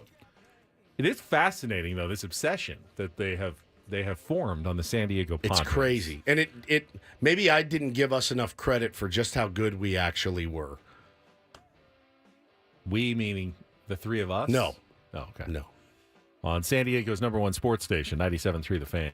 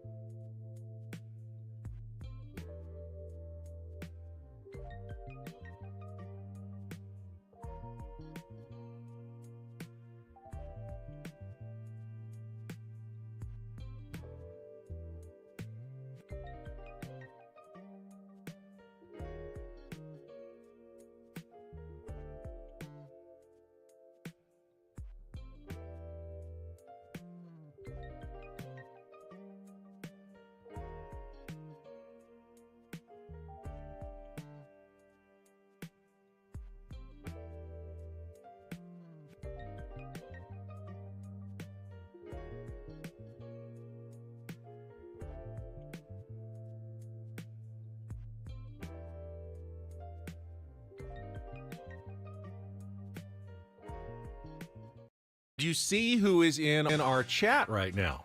Sam Levitt. Sam Levitt Love is Sammy. in our chat right now. And of course, you can catch Sammy's weekly off-season show, Inside San Diego Baseball, tonight from 7 to 9, right here on 97.3 The Fan. I assume he is on. Now, is Sammy home, or is he still back He's in New York. In New York. I'm guessing he'll tell us momentarily in the chat, but I believe he's still in the East Coast. That would be a 10 to midnight program, unless it's pre-recorded. I don't know if Sammy's doing it live or what but the show is tonight here on 97.3 The Fan, 7 to 9, every Wednesday. Sammy talking all things Padres baseball, keeping you up to date on the latest hot stove rumors. And I can tell you... rumors. I can tell you there's not a ton of rumors or rumors right now.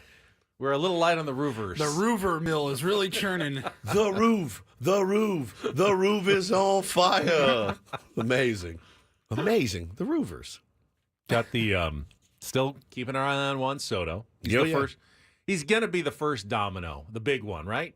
Before anything else happens, Juan Soto's going to have to make his decision. At least he's going through the process, meeting with teams. I think it was Heyman yesterday who thought the Mets and the Mets and the Blue Jays are the two favorites, but I don't know if he knows anything truly. Who are? Mets and the Blue Jays. Mets and Blue Jays. That's who Heyman thought had an edge over the other teams. Has Heyman ever been right? They're all right every once in a while. Well, I mean, you throw enough darts at a board, you're going to hit a bullseye every now and then, right?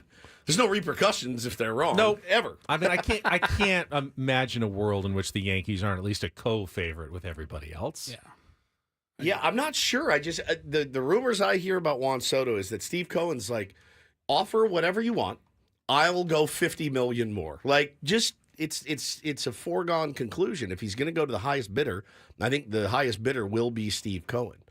And again, like, wouldn't it be amazing if Juan Soto, after all this, did leave money on the table? Yeah, he goes, I don't want to play for the Mets. Right. I'd rather take less and stay with the Yankees or go to the Phillies. I mean, yeah. I know $50 million is $50 million. It's a lot of Skrilla. If we're talking 700 versus 750, and he really thinks the Yankees are the best fit, yeah, but they're 50, like, you can't rule them out. It can't just be the highest bidder, right? I think it can be. It's happened so many times in baseball. And at that level, when it's more money than you'll ever need in your life, I've never understood why those last 20, 30 million makes any difference whatsoever. I'd rather play where I want to play, on the team I want to be in the city I want to be in, with the teammates I want to be in. Versus 700 million. Right. That's worth $50 million over several years for someone who's never going to be able to spend all that money in their lifetime.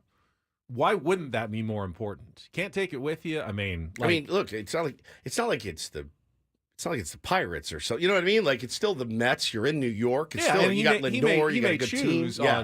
On the merits as well that he wants to play for the Mets. Or maybe it's truly so even in his mind that he just goes with more money. But if he truly had a preference for another team, like Aaron Judge, he wanted to stay with the Yankees. He left money on the table. He did. I think. Yeah. So.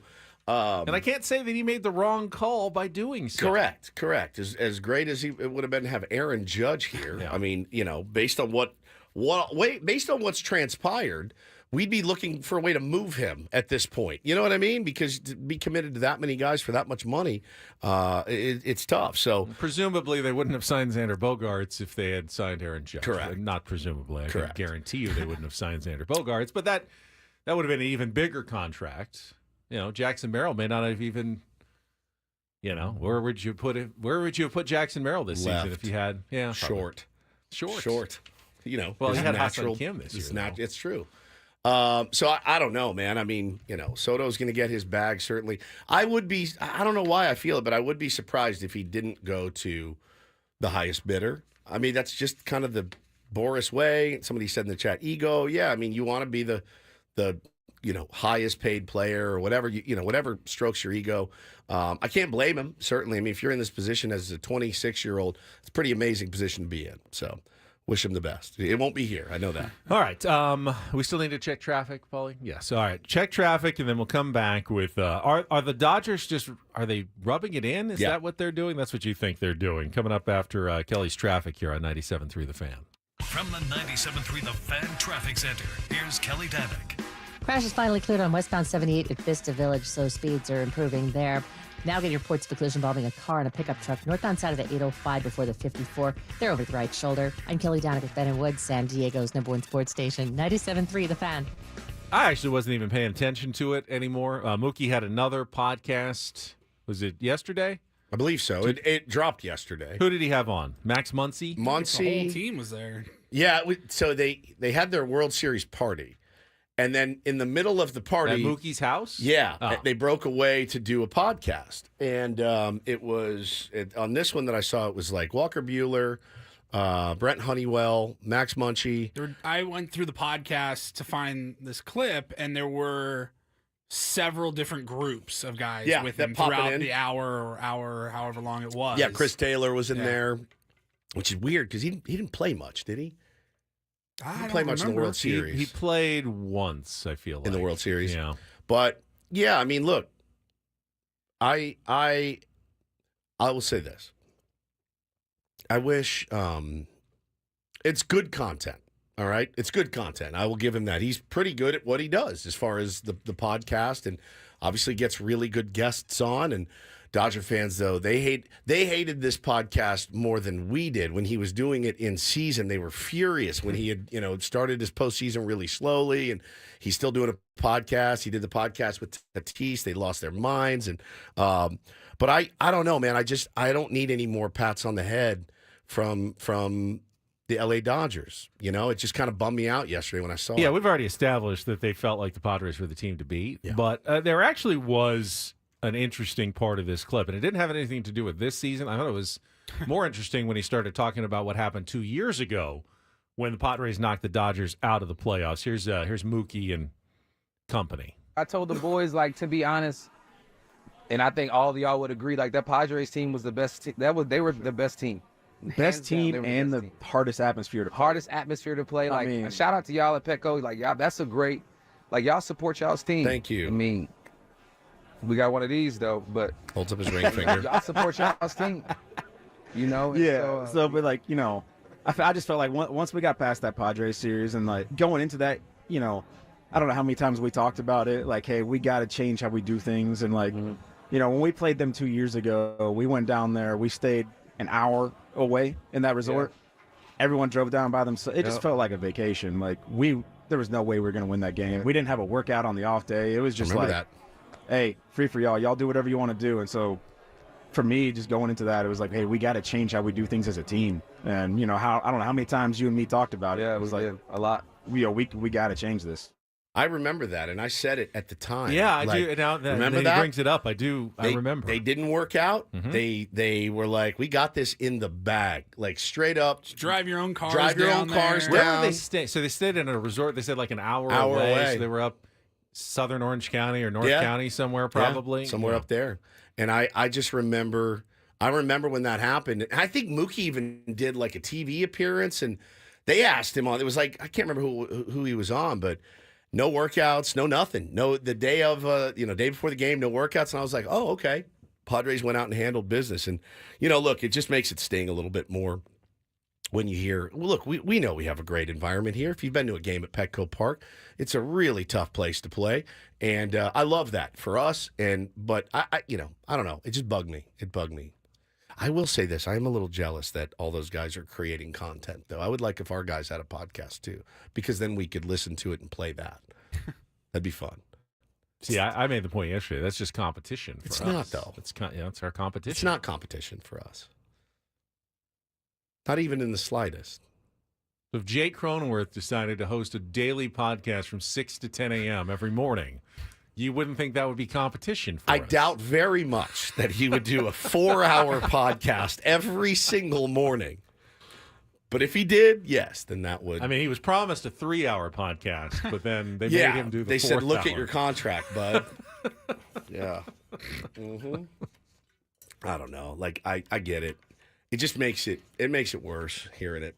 It bummed me out even more. Maybe I didn't, the way that we lost that series. Still, credit to Padres fans. I mean, that is unquestionably respect to Padres fans in that, best environment, toughest place to play. But we know that. We don't need that. I know, but Padres fans, you succeeded in your job. this year. You did everything you could to make it as hard as you could on the other teams. You know, I just ultimately hate, it's it so comes much down to easier for them to say that having won the it. World Series. Of course. You know, I don't know that they do an off-season podcast if we win if the we World win. Series No, Mookie or if probably they would. lose. But I don't. They're not talking about. I don't think it's so much easier to praise and take the high road when you have the ultimate. When you've got the ring. If the Padres win the World Series, he's got Xander on the couch right now. They're doing he's inviting all the Padres in to talk about it. They were at the Aviara last time. Oh, okay. Margie says Dodger Stayed at Hyatt Aviara. My neighbor works there and told me. Jay says they have every right to gloat and be bad winners. Yeah, if you've seen my Instagram story that is still getting Instagram, that's you're not mad because they're being bad winners. They're actually being kind of gracious winners. No, but I think I think it's backhanded. Well, you're the king of the I know petty backhanded trolley comments. I got a PhD in it. You're going to try to sneak one by the professor? I don't think so. There's no chance, bro. And then when you hold the ring up, and I get it. You've earned it. You earned that. There's no two ways to look at this thing, man. That one they absolutely earned, period. They had 3 pitchers by the end, and guys' arms were hanging by a thread, and half these guys are in for surgery this offseason. They wanted it. They went out and got it. I give them all the credit in the world, but I don't need to listen to Mookie Betts tell me how great we are here. And they took things a little more seriously. Yeah, they did. Than they did a couple of years ago. They did. Yes, lessons do get learned, even on a very high payroll Yeah. team. Yeah, But and now what? It takes more than that. Now, I don't think the Padres didn't. Not like the Padres didn't did take not it take it seriously seriously. enough. I don't think that the converse is not true. In sports, it doesn't always work. Sometimes you lose because you're not mentally there, but sometimes you lose and you're completely mentally Sometimes there, when too. you lose, you really win. And sometimes when you win, you actually tie. On 97.3 The Fan, we'll be right back.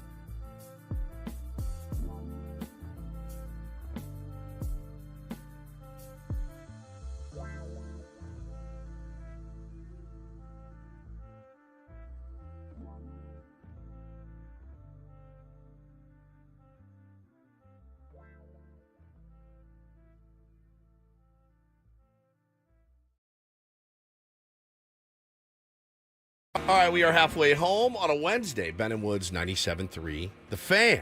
So wonderful to be here with you. Thank you for being here with us. I'm Woodsy. That's Paul Reindl, the executive producer. Ben Higgins, your friendly neighborhood sports anchor, joins us as well. Friendly, but not caring quite as much about what other people think as I used to. Ooh, is that something you've been working on? No, I think it just happens naturally with age. It happens with age. You get a little bit more wise and you stop caring as much. So yesterday... I'm not there yet, by the way. I was really tired. So, had the long night on Monday, Viejas Arena. Didn't get home until midnight. Oh. And then yesterday, right after the show, I went and shot our next ABC 10 News Leadership Awards story and did, 2-hour shoot. It's actually a really good thing. It's, it's called Senior Gleaners. It's seniors who go pick people's like orchards and trees that otherwise the fruit would just fall to the ground and go to waste. And then they donate it to food banks and help the hungry. So it's like a good activity. It helps the homeowner. So it's it like helps geriatric labor. It is. Exactly. Yeah. It's, free Okay. geriatric labor. Free geriatric labor. All right. So I did that story. But then I go back to Channel 10 in the afternoon. My house now, Grandma. Yeah. Now you're in my house, Grandma. And I did the 6 o'clock news. And then it's like 7:30. And I'm just beat. You're bushed. I am tired. Like old school, how I used to get really, really tired. And I thought, I need to take a little nap. But it was so cold outside. I didn't want to go out to my car, which is what I had done in the past. You have heat in your car. Isn't that dangerous to like turn on your car and just Not sit unless in you the put heater? a hose in the exhaust and then also run I didn't think about said that. hose into your car. And I don't have. We just redid the whole newsroom and everything, so I don't have the office anymore. I used to have an office where I could just crash. You have no office. So we just have cubicles now in the newsroom. And I thought, well, what am I going to do? But I would quit. So they put in this like cool like couch area. It's just right kind of in the middle of the newsroom though, and I thought, you know what? Oh no. So I just laid down for 20 minutes, and like a couple people like Wale walked by and goes, Are you taking a nap? And Are you on heroin? I go, yes, I'm taking a nap. Big deal. Who cares? I'm taking a quick nap. That's my break. It's my dinner break. I didn't bring dinner. Instead of taking a dinner break, I took a nap break and I just slept in the newsroom. Is that wrong of me? I was comfortable. It was perfect.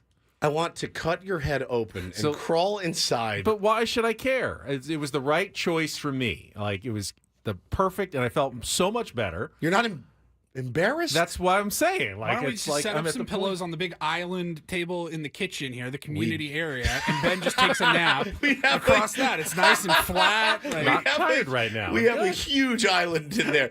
Yeah, we'll put a little sleeping bag, a little rubber pad. Michael walks by to set the bagels down. There's our morning show host just sleeping. You really feel like my colleagues, like you're doing what's the best for you. I wasn't disturbing anyone. I was just taking a little siesta. in the middle of everyone's area. Yeah, no, I mean, is there hustle and bustle going on? No, it's pretty quiet at that time. 2 or 3 people walked by, said something to me, and I go, yeah, I'm just taking a little rest here. It's fine. You are unbelievable. Is that bad? It's Or is it not good? bad. It's Is just it good? weird. When you have a car and you can just sleep what in I your used car. to do. It was just really cold last night. I did not want to go out in the cold. I was already feeling kind of chilly, and I thought it's nice and warm in here. It's comfy. It's padded. I'm just gonna take You're a amazing. little rest. You are my favorite person. I just every time he tells me something like this, I'm like, why am I surprised? Well, he tells it so nonchalant. No, it's like it's not a nonchalant. big deal, or it's not weird, or anything. But it is. It's weird. That's a weird. They really should have like a lounge. Yeah, I mean, we have like a break room, but it's a kitchen. There's nowhere to lay down. There's no couch or anything in there. The only one is, it's actually where we put all of our Emmys, like they're around there. Yeah. So I was like, I blinged out as I took my nap. Do you have a pillow? I didn't have a pillow, but there was kind of a nook on the side of the couch area. And I Remember just put my head when George Costanza had them build a bed in his desk, under his desk? He's like, this is the greatest sleep I've ever had in my whole life. Maybe you can do that. I got a little Costanza in me. There's no doubt about it. 100%, 100,000%. I mean, they asked me to work in the morning. It was a long day. It's like, a terrible This day. is the way that I'm going to manage my extra long schedule yesterday. Peter says, I sleep between coaching games, no biggie. You don't sleep on the field, though. right? Maybe he While does. there's another game going on. You're like, who's that guy in right field? Oh, is that wino out there again? He hopped No, the he's fence. the other coach. He just needed a little break. Here's the deal. I have no problem with you sleeping while you're at work getting paid. I really don't. I talked to While you're on the clock. I hope I won't get in. I won't get in trouble for this. But I talked to. I ran into Flan the other day at school He was picking up his grandson Jesse, Tim Flannery, and I was picking up Bo. And we were talking about your grind, actually, Ben. And he goes, I just don't know how Ben does it. And he said, for a time there, I was doing TV.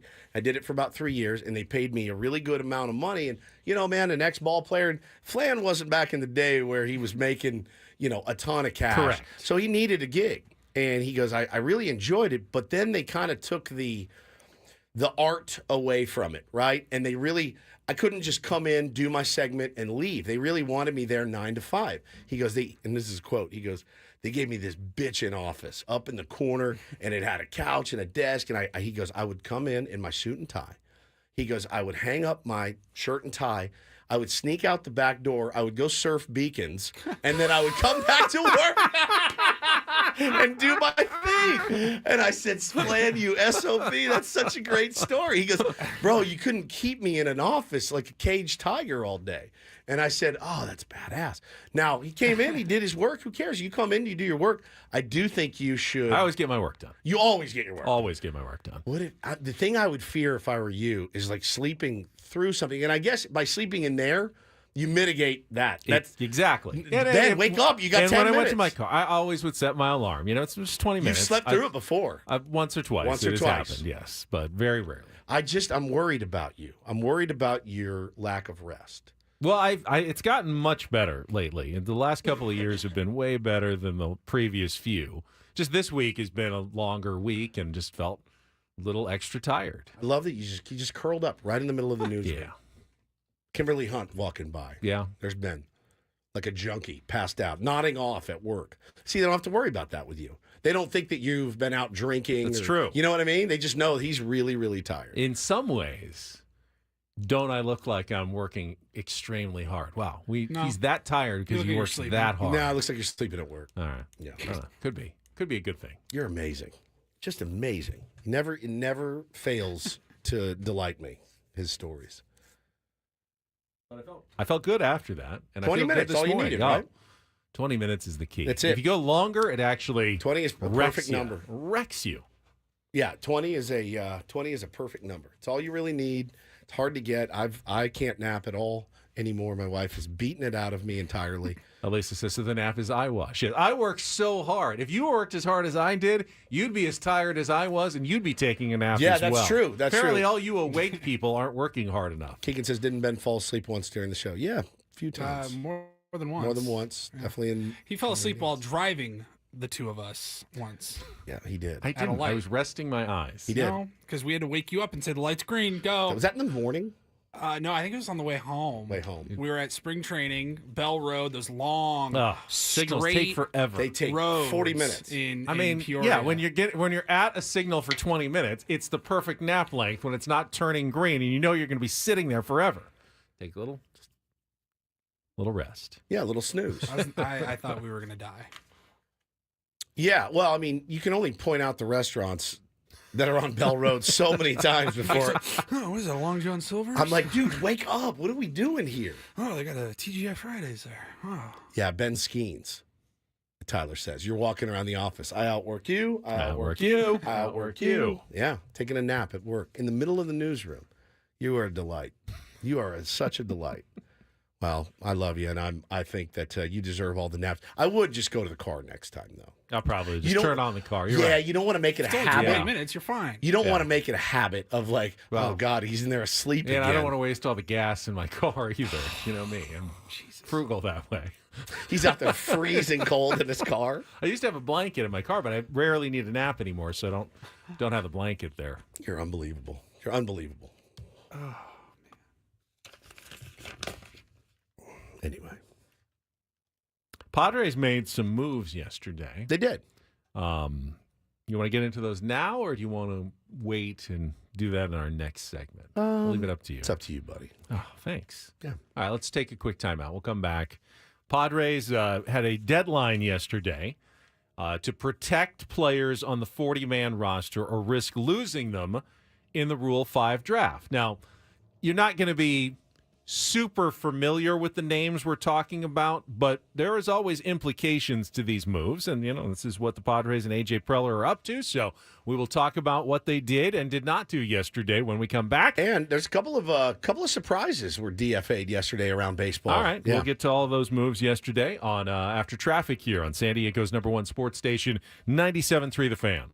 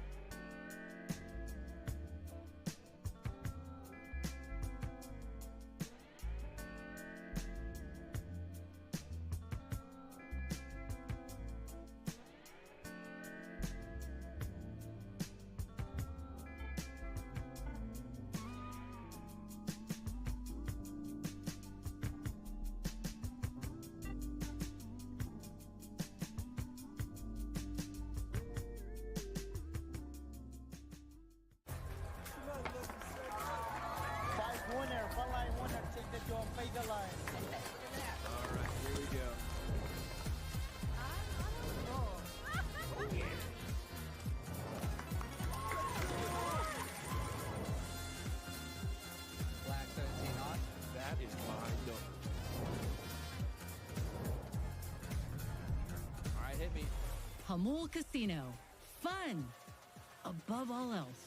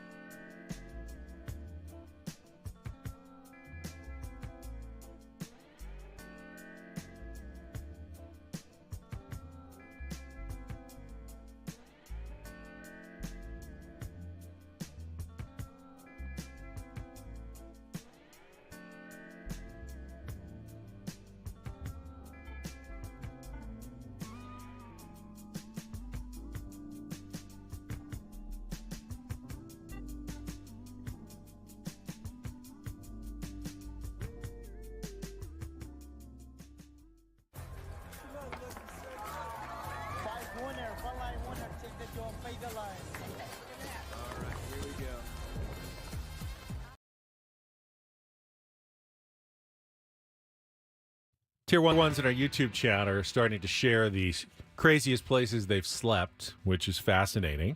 Elisa slept on the merch table during a concert once. That is something. Was that sleeping or was that passing out? I don't know. Goose slept in front of Best Buy for Black Friday. I slept on the lawn at the amphitheater during a concert. But that was after many beers. No, I was just taking a nap. Taking a little nap ski. I haven't slept any weird places. I'd prefer a bed or a car. Black Friday's next week. It is. Have you ever gone early for a Black Friday sale? No, me either. Do you think I've ever even bought anything on sale? Ever? Never. Are you kidding? Accidentally, maybe. No, I mean, I'm going to buy this. Oh, it's on sale. Great. Yeah, so record stores do the Black Friday record store day. And there was a couple years where I would get up at like 6 o'clock in the morning and go down and wait in line. And I would wait in line. And they hand out numbers, and there's hundreds of people there, and the bands put out special. Record store day, isn't it? Like in April or something? No, there's a bunch. There's they do a few. Like a Black Friday one. There's a Black Friday one. And it's pretty good, and like the list this year is great. There's 7 or 8 records I'd like to buy. They're exclusive to record store day. So I wait and get my number 69, and I'm waiting. That means I'm the 69th person to be able to go in and buy something. So I wait for hours. Walk in. Hey, can I get the Cure special? No, we're out. You sold out. What about that Pearl Jam Unplugged? No, sorry. So now you know what I do? I don't go anymore, and I just buy them off of eBay for double the price. Yeah. But I get what I want, and it sucks, but I'm not going to go camp out at 4 o'clock in the morning. I love my man Lou. I love Lou's Records in Encinitas, but I cannot wait for 6 hours, and then I get in and my record's gone. So what do you do? You know? I don't know, but I do love a well-run system where you take a number. Yes. And then they've got the little board that shows how close you are. You're number 41. All right, they're at 37. But with the record store, think about it. They're not huge places. So you only can let the first 20 let guys in, in. And they're in there picking through everything and mulling around. Hurry it up, let's go. Yeah, you're there for hours, So I don't have that Which much is part time of the fun of being in a record store. Right. Is like browsing through all the things you're not going to buy also. Correct. But So don't do it on a Black Friday sale. That's really the only place I have I've done the Black Friday thing. I've never gone to Walmart or anything to get a TV. I'm just chasing deals has just never been my thing. It's just not my deal. We know. Yeah.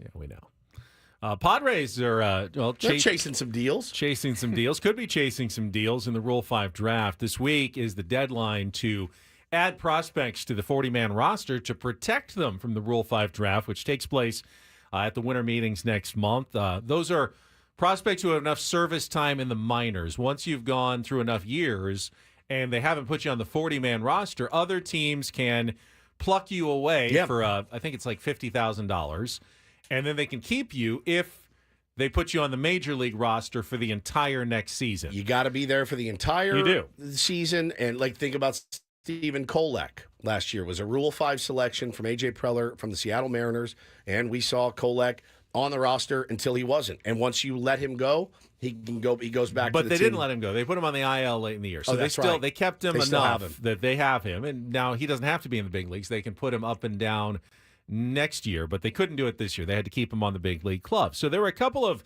minor leaguers who were going to be exposed to the Rule 5 draft that the Padres added to their 40-man roster yesterday, and they were all pitchers. Right-handers Henry Baez and Ryan Bergert, and left-hander Omar Cruz all had their contracts selected and added to that 40-man roster, so no longer eligible to be taken in the Rule 5 draft. All three of those guys, decent seasons last year in the minor leagues. 22-year-old Baez is a top 10 prospect, had a 2.99 ERA for High A Fort Wayne and San Antonio at AA, which is, might not be next year like starting pitching candidate in the big leagues. Never but maybe know. by the end of the season, get a promotion. Definitely not someone that the Padres want to lose. Cruz and Bergert, a little bit older, but could be depth options for the team next summer as well. Bergert just pitched in the Arizona Fall League, I believe, made 5 or 6 starts during that as well. So they think highly of those guys. Now, there are a couple of other guys they decided not to add Woods.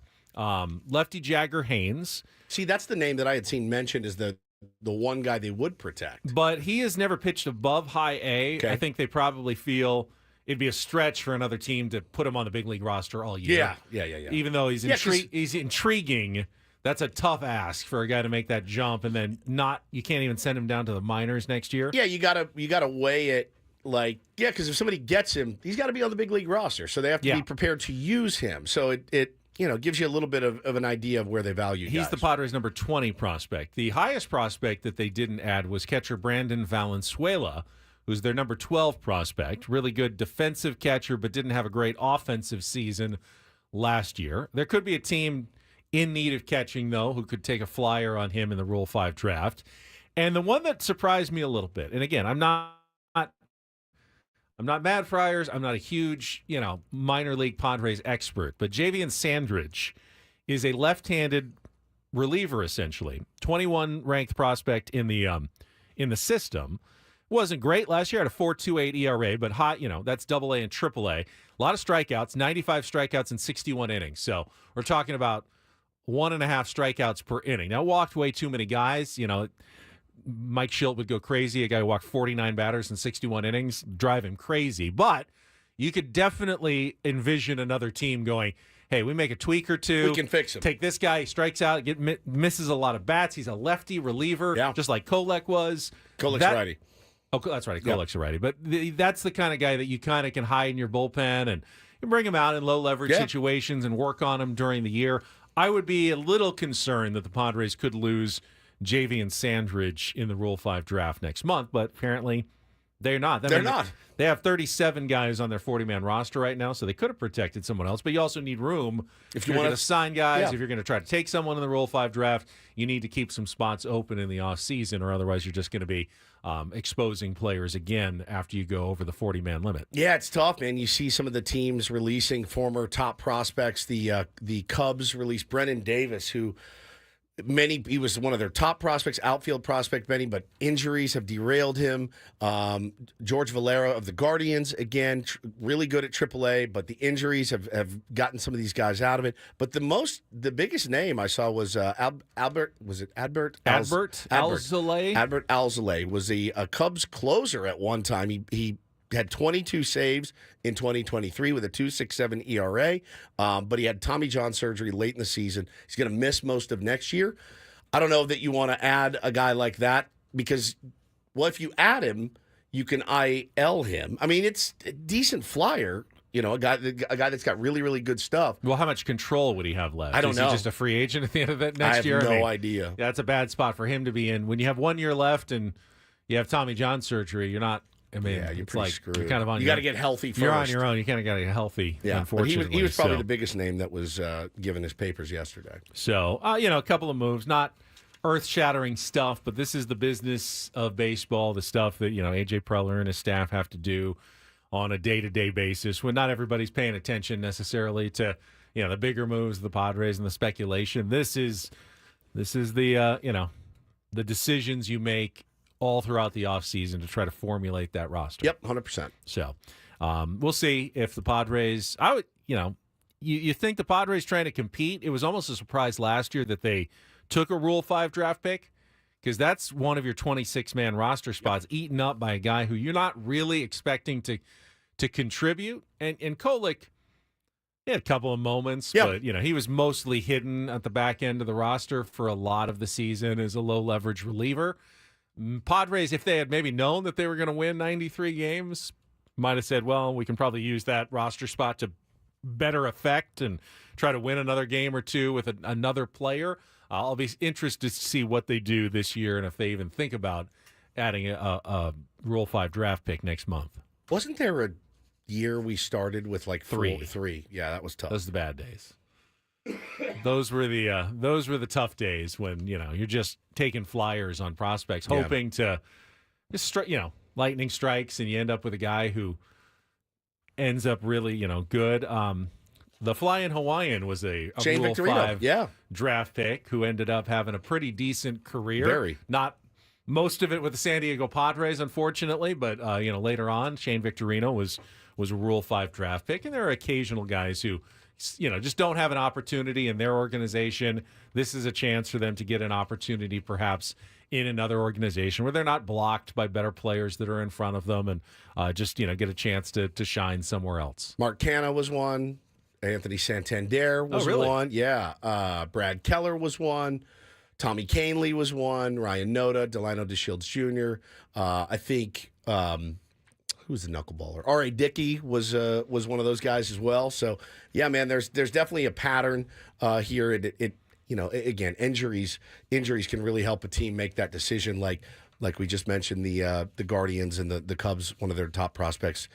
Got let go yesterday. So you never know, man. Trying to catch on somewhere. But, you don't want your team loading up on a bunch of Rule 5 guys. You really don't. It's never a great sign. Doesn't that's bode for sure. well. Yeah. All right, we'll take a time out. When we come back, Evan Drellick of The Athletic is writing about the changing face of broadcast rights. Interesting. Padres have kind of already been on the cutting edge of, what may be to come when they switched from Bally Sports to, MLB Productions and Padres.tv in the last couple of seasons. We're talking league-wide now. But this could be coming everywhere, and it actually may be good news for the San Diego Padres. I'll try to explain why, a somewhat complicated issue, and we'll try to boil it down and give you the facts behind it when we come back on San Diego's #1 sports station, 97.3 The Fan.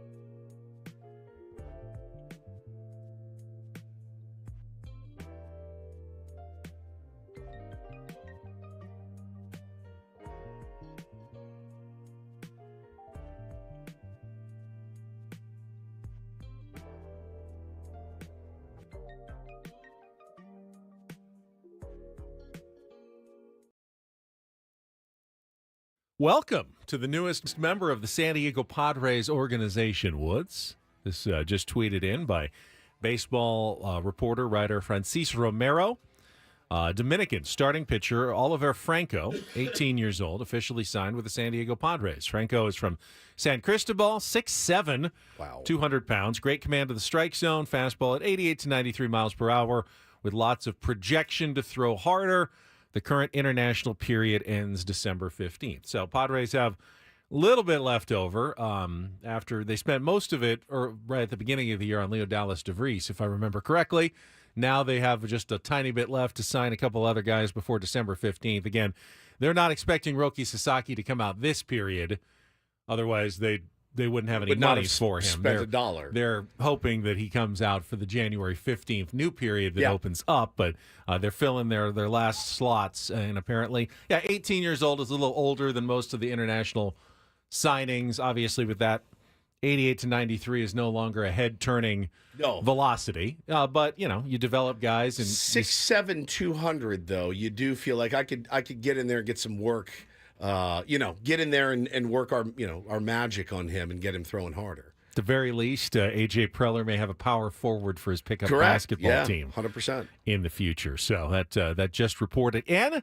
And not someone you'd expect to see for several years in the big leagues, if ever, but again, these are the kind of off-season moves you keep an eye on. One thing to really keep an eye on, though, is how broadcast rights may be changing in Major League Baseball.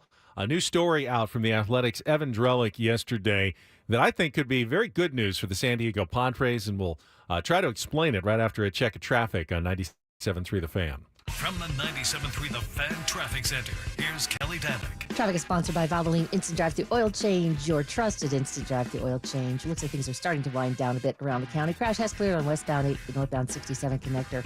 Stalled car partially blocking the Spring Street off-ramp. Stop on 125. Stop by any of the 30 San Diego Valvoline Instant Oil Change centers. You don't have to get out of your car, and it usually only takes 15 minutes or less.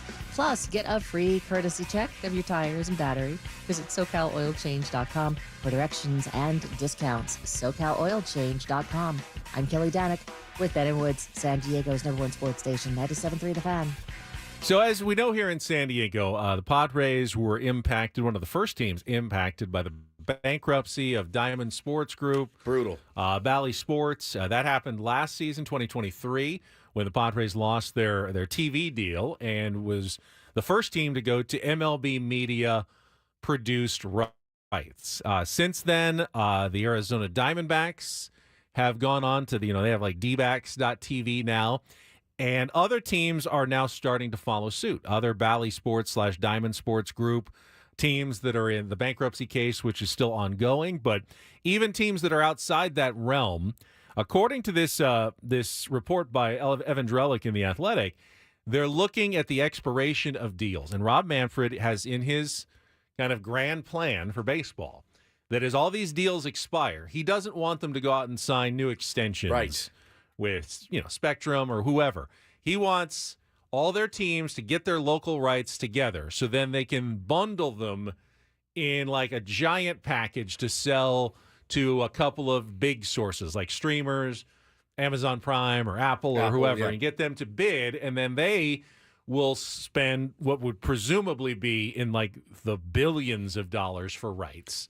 And then that money would be shared, more like the NFL does with their media rights among the 30 teams. How is this plan that we don't know a whole lot about but learned a little bit about yesterday, how is this plan different or similar to like the NFL or the NBA, where all 30 teams, the broadcast rights are owned by the league, and it gets divvied out to TNT, ESPN, Fox, NBC, Amazon Prime, It's whatever. definitely more similar, although I don't think, baseball, you don't have as many national games during the regular season. You're not selling rights. I mean, you have the ESPN and the Sunday night baseball games, but no one's going to have a package where they're basically showing every baseball game every night on television for across the country. Baseball's so unique in that it's so localized. Well, as a sport. that's the thing. In football, the Green Bay Packers are the smallest market in football by far. Green Bay is a tiny town,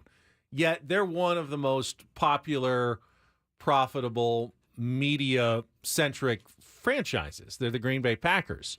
If you did that in baseball, if there was if Milwaukee moved to Green Bay and they were the Green Bay Brewers and the New York Yankees, the media rights would be, they're already insanely different. But yeah. you couldn't even have a team basically in Green Bay in baseball. So it would be much more similar to the football model. Now, you'll never be exactly the same. The teams that are like the Yankees will not want to give up. The Dodgers will not want to give up their major local rights stream. So there's going to have to be some negotiation here. But would it be equal, divided by 30? Yeah, see, these are the devil that'll be in the details. And Evan is scheduled to join us, I believe, on Friday. We're trying to set that up to explain this a little bit more. But what really intrigued me in this piece, and he said, according to sources who have heard from Manfred and what the plan is, people briefed on the idea. Says if teams are going to equally share all the local TV money, then they're going to want to share less of the other streams they currently divvy up. Now, I didn't know this, but teams today, according to Drellick, divide up 48% of their net local revenue. So that's ticket sales, merchandising, concessions. So when Petco Park is sold out, every single day, 46,000 fans, pretty much most of the games. The Padres are sending almost half of that money into a pot that is spread amongst the league. They're getting very little back in their media TV rights. So if that model changed and all of a sudden the Padres were keeping more of their ticket sales and concessions, the stuff that they do really well on, one of the best teams in baseball, I'd imagine, in terms of local revenue, in the stadium, versus one of the worst teams in baseball in local media rights. And all of a sudden, if they were doing well, or as well as everybody else in local media rights, but got to keep more of their money, I don't think there's a team this would benefit more than the San Diego Padres financially if they changed this to a national model that all the local TV money is shared amongst the teams. Because they're selling out, they're selling merch, they're selling tickets. They'd be keeping more of what they're doing well. Right. And then getting more from what they're not doing as well, because San Diego is a smaller market and they've had the media issues, struggles lately. So just kind of my reading of this situation, by far the team that would benefit the most, I think, would be the San Diego Padres. We sell out a ton of games and sell a ton of merch. Meanwhile, it would be teams like the Mets, the Angels. This would be a terrible thing for the Angels. They're in a huge market. The TV deal is probably decent, but the in-stadium attendance, the merchandising and stuff, not as good. This would be a really bad deal for a team like the Angels that would then not have the advantage of their big market anymore. They'd actually have to try to draw people into the, Big A and, get them to buy tickets and concessions and stuff. Padres are already doing that, so that could be a good thing for the Padres. The part that jumps out of the article at me is this. 2 huge questions will linger leading into negotiations with players, right? As part of the change in revenue sharing, will the owners pursue a salary cap? The answer to that question is most certainly yes. Something that those sports that you guys just mentioned, the NFL, the NBA, have. And either way is another lockout in the offing. A strong push for a cap would most certainly guarantee a protracted work stoppage, as it is something players have always fought against. And a work stoppage would be horrible. A work stoppage is not going to help national package bidding prices. It would also be a drain on the game at a time when rule changes, such as the pitch clock and stars such as Aaron Judge and Shohei Ohtani have elevated the sport. Baseball is a very robust and healthy business right now. A work stoppage would be deadly for baseball. They got a year to figure it out. Came close. Well, we did have a work stoppage a couple years ago, but we didn't really lose any games. Yeah, we did. Which makes Well, they made them up, though. They didn't have a shorter season or anything. They had to delay the start a little bit. Yeah, they delayed the start. They showed up to spring training before the season. It wasn't as though, hey, it's opening day and we don't know what the plan is. So they did kind of get it done. Are they heading toward labor strife? Absolutely. Can they figure it out? Me, I'm a firm believer that a salary cap along with a salary, floor like the NBA or the NFL would be good for the fans, good for competition in the sport. Players are going to fight that tooth and nail. They always have, and they've been very successful. The baseball has the best players union in all of sports, and I don't see that changing.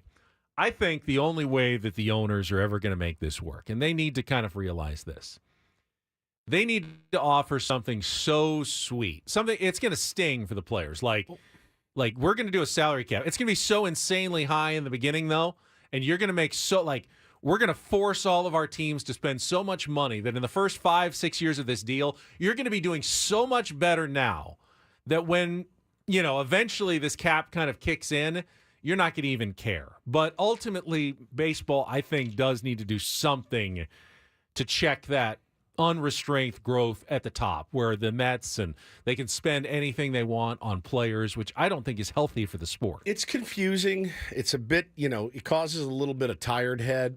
This, though, I think, by all accounts, is a good move by Rob Manfred, right? And they're saying 2028 is kind of the earliest. But the problem That's is when all of the teams that have Yeah. Diamond Sports broadcast, but- they all expire no later than the 20. Yeah, but you still have teams that are trying to work out new deals in the meantime, You're right? going to have to tell them, hey, we don't want you to work out a new deal. And there's gonna other take ones over. that still go beyond 2028, 10-year deals that were. It's never going to be as clean as the NFL. Hey, our media rights are up in 2028. Let's renegotiate with NBC and CBS and ESPN. It's never going to be that clean for Major League Baseball. It's always going to be messier. Yeah, I mean, here's the point. And they're talking about it in the chat too. Why would the New York Yankees want to split an equal share of local TV money with the Tampa Bay Rays? Of course, they're not, but they are also part of an ecosystem. Yeah, and they can't unilaterally decide, well, we're not going to opt into this. They're going to have to make concessions. And the league will have to make some concessions to the Yankees. It's very complicated. That's why we want to have Evan on to kind of talk about this.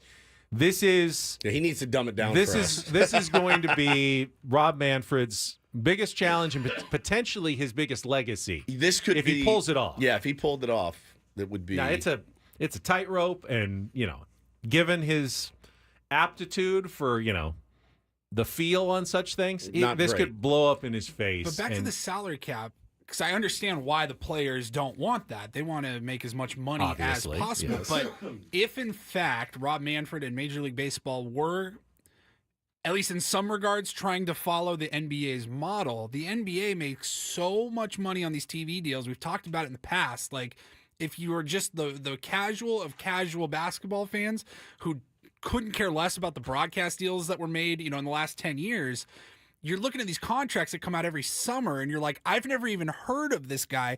And he just signed a 5-year, $180 million contract. Something that would shatter Major League Baseball's news. Why does that happen, though? Why does Alperen Şengün get all kinds of money when you haven't even heard who he Right. he But they is? have a salary made that cap. name up. I didn't make that You name. made that He plays name for the up. Rockets. No, it's a made He up can name. make that. He can make that because LeBron, instead of making $300 million a year or more, like he probably should, like, international soccer stars can make, go to Saudi Arabia. What was the soccer? Mbappe got offered $600 million for 1 year.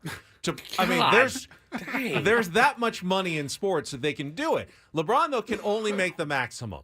And so he gives up, hundreds of millions of dollars in salary, essentially for the good of the sport. Now, he doesn't get, he doesn't have the choice. It's not like, I'll volunteer to take less money. Those are the rules. He plays by the rules like everybody else. Juan Soto would never get $660 million or whatever he's going to get if they had a new everybody system. in the NBA now, it's like you can be an all-star reserve and you're going to get a super max But other deal. players would do better. They'd get bigger contracts if you had a system like the NBA or the NFL that balanced it out a little bit more. The star players wouldn't get as much. The rank and file players would get more. And if you're the union, the union loves those big numbers. It makes it look like they're doing a great job. But the majority of baseball union players are not Juan Soto and Shohei Ohtani and Aaron Judge.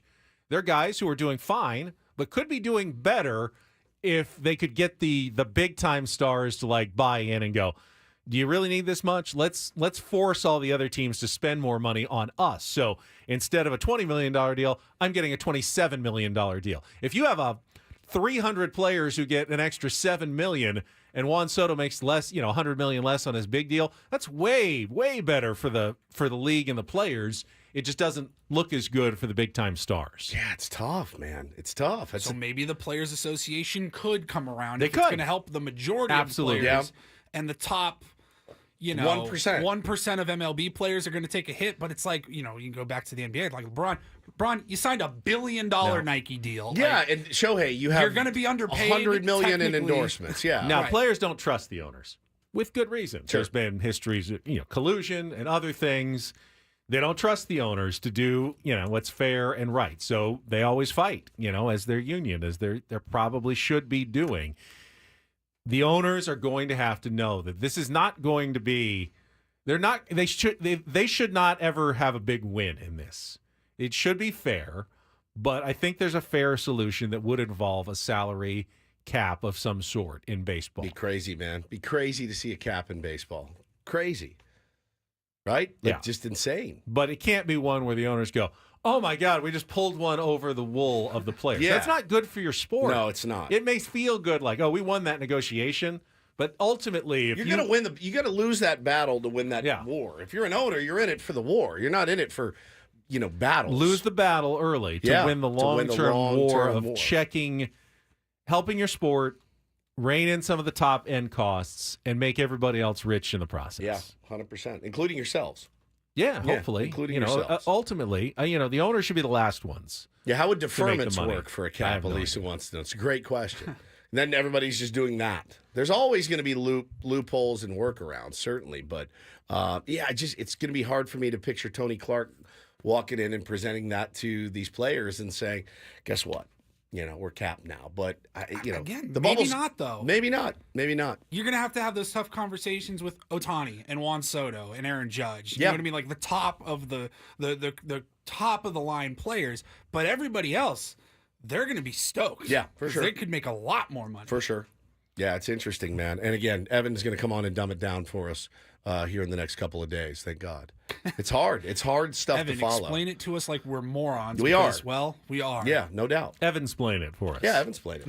But, it could be transformative for the sport. It could actually be good for the Padres, which hopefully means it would be good for, But would each team, back to like how to actually watch the games, if MLB got this huge deal with multiple streaming partners like Prime and ESPN and all that, like where would you catch a May 15th Wednesday Padres game? Is it going to be on one of those platforms every single night?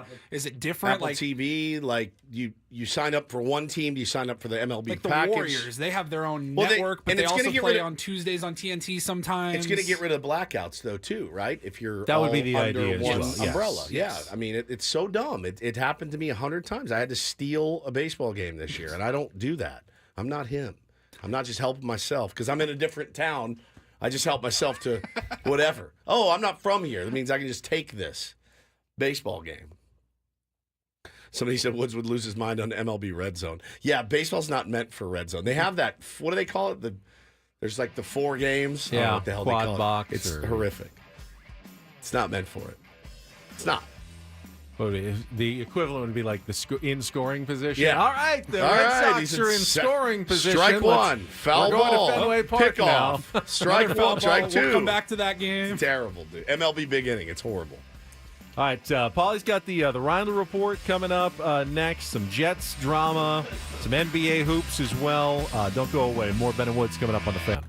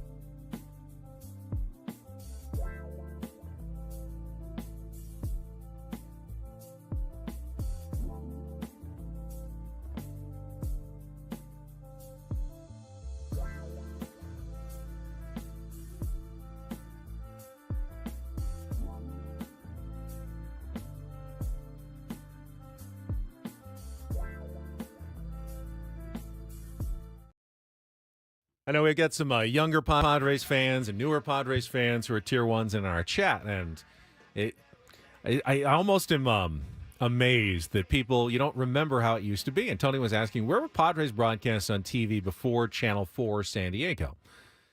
And when I was growing up, there weren't TV games. Like Sundays, you could watch them on Channel 51, like KUSI. They'd have like Sunday home games or Sunday road games. That was about it.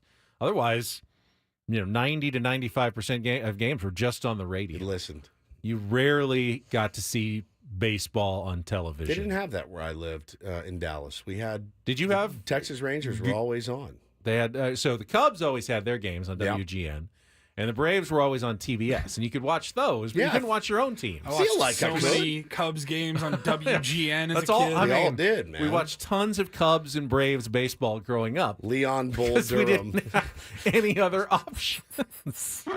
It's pretty brilliant on their part back It in was. the day. Like a lot of people grew up Cubs fans and Braves fans. Yeah, the daily TV, if you can believe this, owners thought that if they put their games on TV, nobody would come. No one would ever come, and they would lose money. And then finally, one day, they realized, wait, if we put them on TV, we can make money on TV and have like hours of free, basically advertising for people to come to the games because they get into it and they become fans of our team by watching the games on television. Wow, it was like a revelation that people did not understand in the 70s and the 80s that the best way to get people to like your sport is to let them watch your sport. Yes, turning people onto your sport is ultimately always a good thing. We've had that argument in radio before, right? Where it's like, no, you don't want to be on YouTube too. You don't want to be, you don't want to cannibalize your audience. And then it's like, no, we want We want as many people listening as consuming possible. you as possible. It took the NFL even longer to lift the local blackouts. If you didn't sell out your game at home, you sold only 50,000 out of your 55,000 seats. No one gets to watch on television in your hometown. Yeah, the worst. It's blacked out. Yeah, NFL. Jerry Jones was great because he would just buy up the tickets. He was just buy them up. Then the Chargers had the whole deal where the city had to buy the tickets. the city had to the do ticket it. guarantee, God. which is of course a nightmare. City should never have to buy 7,000 football tickets every week so people can watch. So people can watch the game. That was terrible. That was just nightmare public relations on both sides of the equation. And then finally, What if NFL we realized switch to no blackouts. You have to buy each game.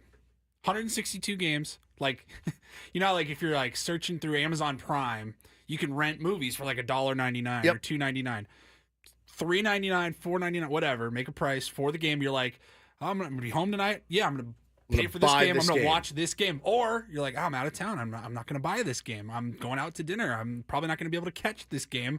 I'm not gonna buy it. Like pay per view. Yeah, but like anything,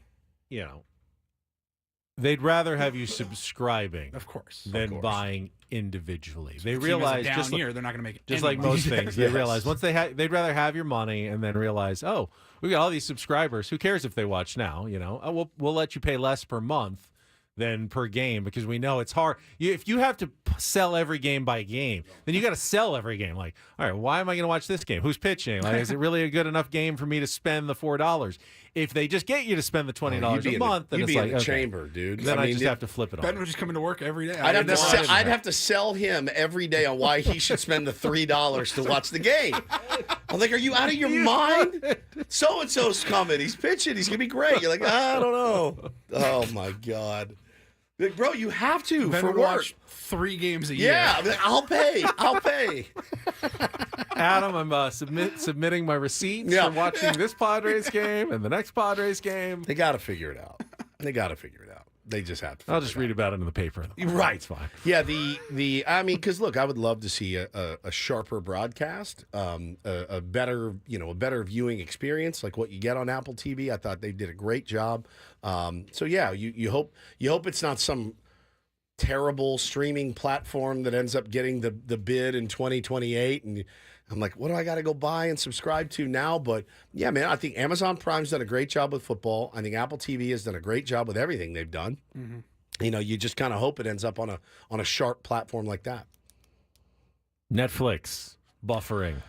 So I'm sure you guys talked about I'm sure you guys talked about the fact that the NFL is on Christmas is going to be utilizing Netflix and with a Beyonce halftime show as well. Oh my God, they got to get it Now, figured the NFL, out. I read this morning, like they've been assured by Netflix. Okay. Whatever happened on Friday night will not be a problem. I saw like Howard Stern was making headlines in sports media because I think probably Monday's show was talking like, about the fight. He goes, better figure it out. Don't mess with people's football. Yeah, you don't. You can screw around with a Jake Paul, Mike Tyson, Even that was excruciating. Right. Like it was excruciating. Do not mess with people's football. Sammy says, Sammy's in the chat, Sammy Levin, he says, hey, listen, you can always just listen to the games right here on 97.3 The Fan. You can do a lot worse than that, I'll tell you that. True enough. Paulie? Adam paid him $20 for that. Yep. Paulie, take it away. Things started here with our today's edition of the Reindl Report. Now tuned into the greatest.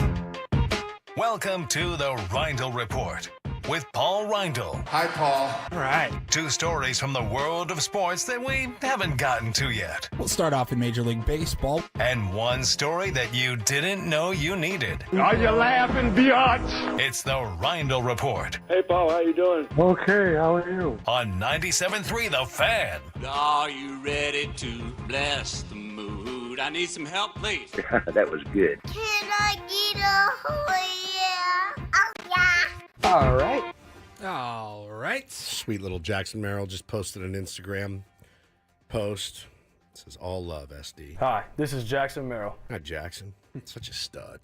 He really is. Such a stud. We said it a million times over the season. If you went into a lab and created That's your an guy. MLB rookie, Yeah. that's him. That's your guy. That's him. That's your guy. All right, we will start off in the NFL. Now, this news actually came down yesterday, I think right around this time, sometime in our 9 o'clock hour, that the New York Jets have fired their general manager, Joe Douglas. I think we teased it, but we never got to it. Maybe. Shocker. Correct. Yeah. Sounds about right. Well, Now we're getting to it. It's a good long tease. Yeah, Long 24-hour tease. Well, that was the news yesterday. But when I was reading on ESPN, Rich Cimini, he is the ESPN Jets reporter, and he was talking about Woody Johnson firing Joe Douglas and blah, blah, blah. But when you go down a little bit, about halfway through the story, they're talking about Aaron Rodgers. And he says one source said he would be, quote, shocked if team owner Woody Johnson brings Rodgers back in 2025. 40-year-old Aaron Rodgers having maybe the worst season of his entire career. He is under contract next season. It's a $23.5 million cap charge, but none of the salary is guaranteed. Oof. Yes, he has a new show coming out. Have you seen this? Aaron Rodgers? Yeah. It's called Enigma, and it's on Netflix. It's a documentary. Follow NFL quarterback Aaron Rodgers as he rebounds from an Achilles injury in the sports series chronicling the defining moments of his life and career. Will you watch? No. Maybe. I might. Maybe. I might Well, check it out. so It's not like he's not, hey, I'm starting a podcast or whatever. Here's my. So the second part of that story, though, and I don't think you mentioned it. Not only is Woody Johnson, I mean, apparently he actually told them he wanted them to bench Aaron Rodgers. Wow.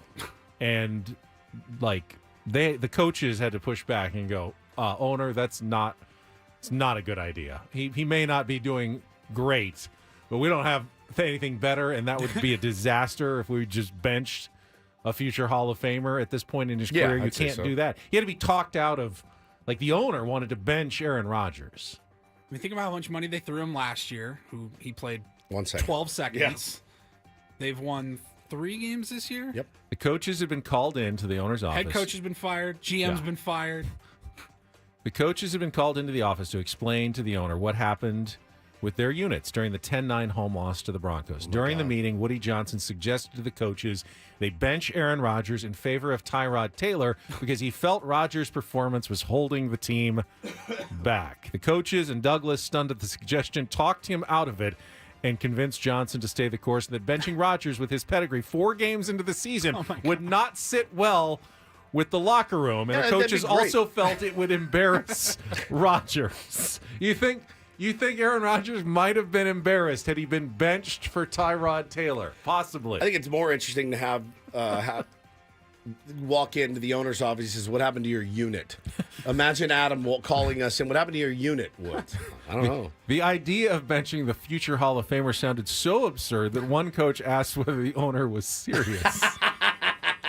You serious? Yes, Wow. I'm serious. Oh, you're serious. What a nightmare of It's an an organization. franchise. It's just Crap. it's a train wreck. Like, thoughts and prayers, legitimately, to any actual Jets fan. It's Satan's Blowfish says the owner is trying to get Holy. Rodgers to feel as embarrassed as the owner feels. Yeah, it doesn't work that way though. It just can't. It can't. Yeah, they're a bit of a train wreck. That's the catch-22 of ever being a sports owner is you dream of wanting to have your own sports team. Like, oh, if I ever had $1 billion, I'd buy my own team. But the last thing you should ever do if you were, now you need more. Getting you like a minority the, stake. The last thing you should ever do, though, as an owner, is try to make any direct decisions. Correct. It almost never goes well. Correct. Then you have to do nothing and leave it. You hire someone, and then you leave it. And that's all you can really do. All you can do is change the people that you hired. Exactly. Yeah, which is what they're doing. They are. They fired the coach and the GM now. Probably because the people that he hired wouldn't do what he asked. Correct. Yeah. He wanted them to bench Aaron Rodgers. They wouldn't. Guess what? They're all fired now. Yeah, I mean, as TJ says, look at the Cowboys. It's exactly right. Once he took over, once he stopped, acquiescing and letting people make decisions, football people make decisions, the Cowboys have been on a downward plane. Nothing.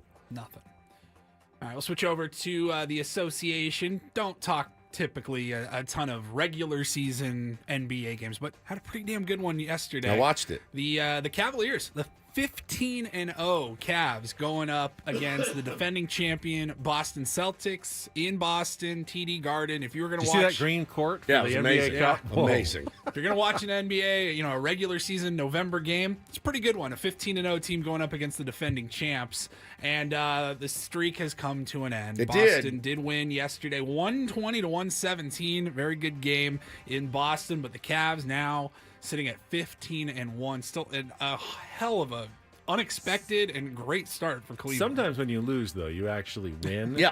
And I feel like the Cavs actually answered some questions by hanging. They were tough down with like the Celtics they were and down coming like back. 30 at one point. I was coming watching the back game. They looked even more legit even after the loss than maybe they did in their 15 wins. No question. Leading up to it. No question. And then just by the way, did you see Dalton Connect, the rookie for the Lakers, going off last night against the Utah Jazz? Never heard of him. Had like 39, I think, last night. 37. 37. Dalton Connect. There it is. Yeah. There's your NBA talk. Thank you. And finally, this story actually is pertinent to all three of us. We love our beloved Jersey Mikes. And there was news yesterday that may not be good To if sub you're above. a Jersey Mikes fan. Jersey Mikes has sold or been acquired by asset management conglomerate giant Blackstone. And they sold for $8 billion reportedly. And I can't sit here and act like I know and can give you examples of how this is not going to end well for Jersey Mikes. So but I do know upset. that a lot of people are out there feeling like you were an independent chain. You were a chain, but you were independently owned. That's what made you so good. And now you're just going to be another Subway, another franchise under this giant conglomerate company. And the product is going to suffer at some point now. You know what Jersey Mike's does? And I don't know if they were the first to do it. It was the first place that I saw that did it. And it works even on me, even on Frugal Ben. When you tip $1 in the jar, they hit the bell. And then everybody cheers. Thank you. And it makes you feel like I kind of have to throw $1 in. Like every time. Brilliant. I have to throw the $1 in because I want to get the bell rung. And I want everyone to cheer and be happy about it. It's genius. What's going to be the issue? Because I did see a lot of people up in arms, but really nobody can. Well, anytime a big corporate overlord takes over, you think they're going to look at where they can cut costs. Yeah, Will it be on quality of the meats and the cheeses, or what are they going to do that's going to lessen the experience? Is the bread not going to be freshly baked in house anymore because they can save, 3 cents per loaf by trucking it in from Albuquerque every morning? God, I hate that word. That's what you worry about when like a big corporation God, buys something. I feel like Ben now, but this happened a few years back here in San Diego in the beer world. Remember Ballast Point? Oh, everybody liked Ballast Point. Yep. They were independent, San Diego, and they got ripped for selling to, was it Anheuser-Busch? Mm-hmm. I looked at it personally as, isn't that the American dream? Correct. To start a company, sell it, build it up, retire, and sell it for $1 billion. That's exactly right. It's exactly right. It is for the owner of the company, but not necessarily for the customers of the company. Now, I don't know how the beer has taken a hit over the years, but this CEO, 17-year-old high school senior, he worked there since he was 14. He bought the operation with the help of his football coach. At Jersey Mike's? Jersey Mike's. Like the guy in the commercials, Peter Cancro? Peter Cancro. Yeah. 1975. My man scraped together the money with some help from a football coach, bought a Jersey Mike's, expanded it, 2,800 stores, and now is sold from $8 billion. Good for him. I hope it doesn't trickle down and you start losing the quality of the Jersey Mike's. Because I will say, man, like, I think in all of the Jersey Mike sandwiches I've eaten in the last 10 years, and that's been in the hundreds. How did you gain all the weight? I want the nice car. I want the nice watch. I want the cool house, you know? I want the Jersey Mike's. I want the Jersey Mike's. I will say, maybe one time I was dissatisfied. Maybe. One time I was like, yeah, this bread is not it. Like one time. Every other time, it's been like a 99% rating I give them because I'm satisfied every time I go, except for that once. But if that starts, 2 out of 5 times is bad, 3 out of 7 times is bad. You can't have that. They got to try to keep it the same. Sandwich Of course, wars. I'm a hustler. You know what I'm saying? I'm going to always think nonstop That's how to right. get this money to take care of my mother, my father, my team. Yep. And not just that, to live good. You know, I want the house on the water. I want the nice car. I want the nice watch. Sure. I want to stay fresh. I want to stay clean. You know what I'm saying? There's nothing wrong with that. You should strive for greatness. How did you gain all the weight? That is DJ Khaled and Larry King. It's absolutely phenomenal. Every once in a while, I think I just love, you've probably heard the drop, How did you gain all the weight? but where did it come from? Yeah. That's the clip right there. It's just elite. Holy Elite. Where do you get your best sandwiches, San Diego? Sandwich Talk. Lines are open, 833-288-0973. I mean, you got to do this like once a year. We at do, least. like once a year. Sandwich Talk erupts on Ben and Woods. Our buddy Rob that owns Crossroads. Yeah. Delicious. I mean, you love supporting locally owned Sure. businesses, of course. Sammy Levitt already chiming in the chat. Board and Brew, outstanding. Great. Love Board and Brew. But I'd love to hear your suggestions in our YouTube chat. Trolley Stop Deli. Give us a call, 833-288-0973. Sandwich Talk. And I've got a question about Macaroni Grill as well that Orthodox Evans popped in our chat. all We'll get to right. that after a Food check talk. traffic on 97.3 The Fan.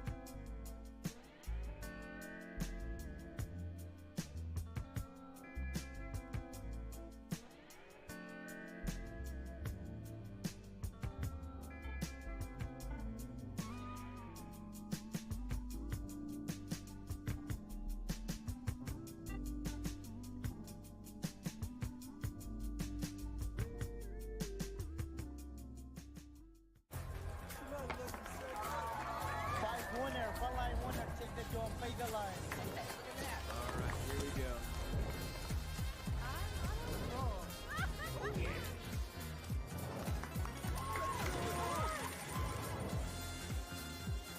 Flag 17 on. That is my number.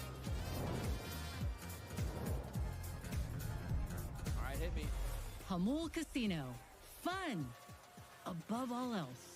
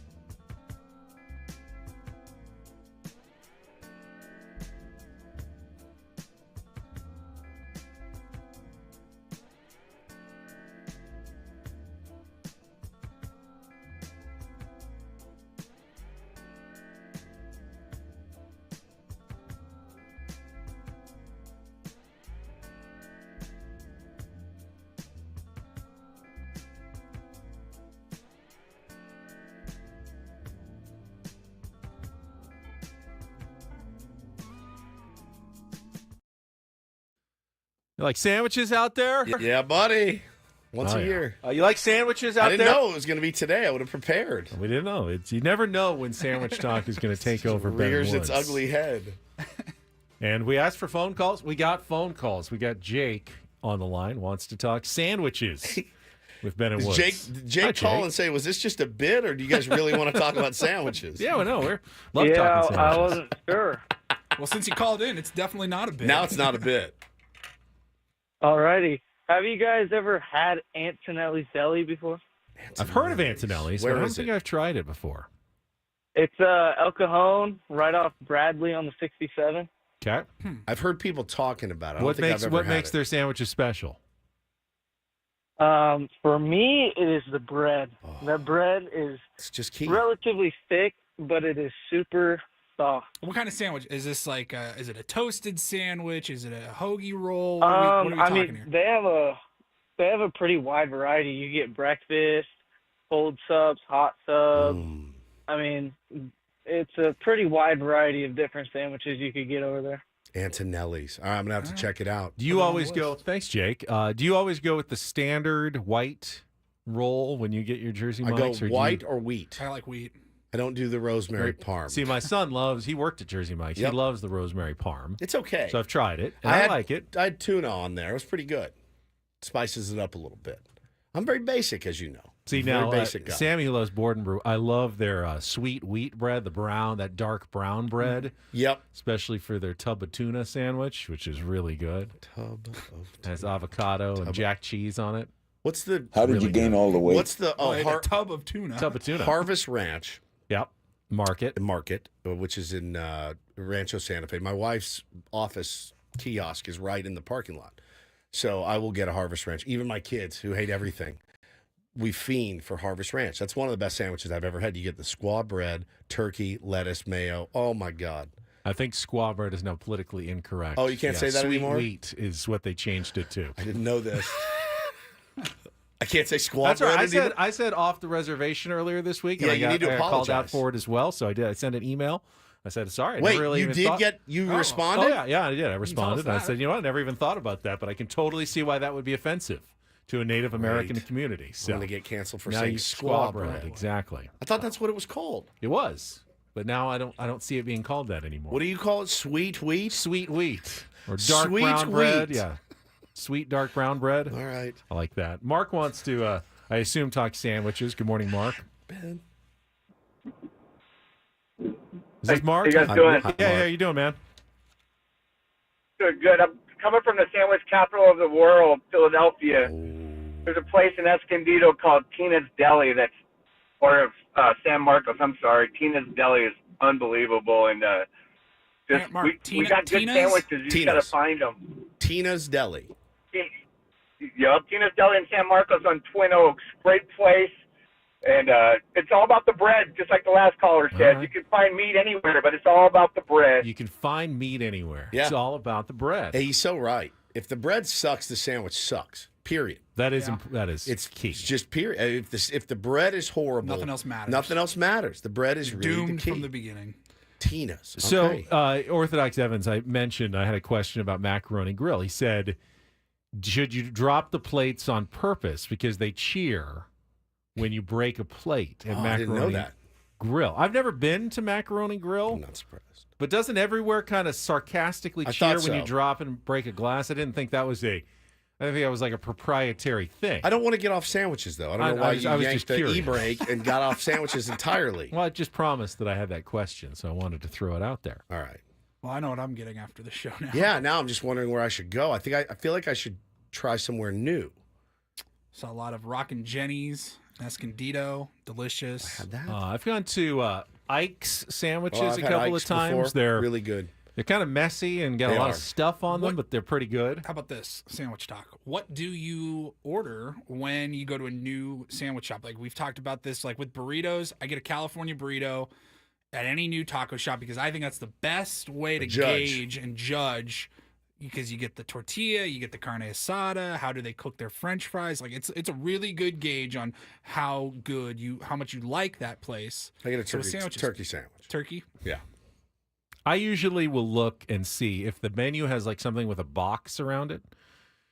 That's your specialty. That's something that you're pushing because you think as a restaurant owner, as a deli owner, we make a really good this. So I put it in the box. That's like the special sandwich of the house. And if it's something that sounds good to me, I will always lean toward the items that are in a box on a menu. I don't like the spiced meats very much. I get heartburn from like pastrami and salami and pepper. Getting like an See, I love Italian. those. Yeah, I so love the I Italian can't eat meats. them. I don't eat it. Yeah, I always lean. That would probably be my first choice. Those like an Italian sub. It backs up on me. It's a good gauge, but yeah, that's like, do I want to hate myself for the rest of the day? Yeah.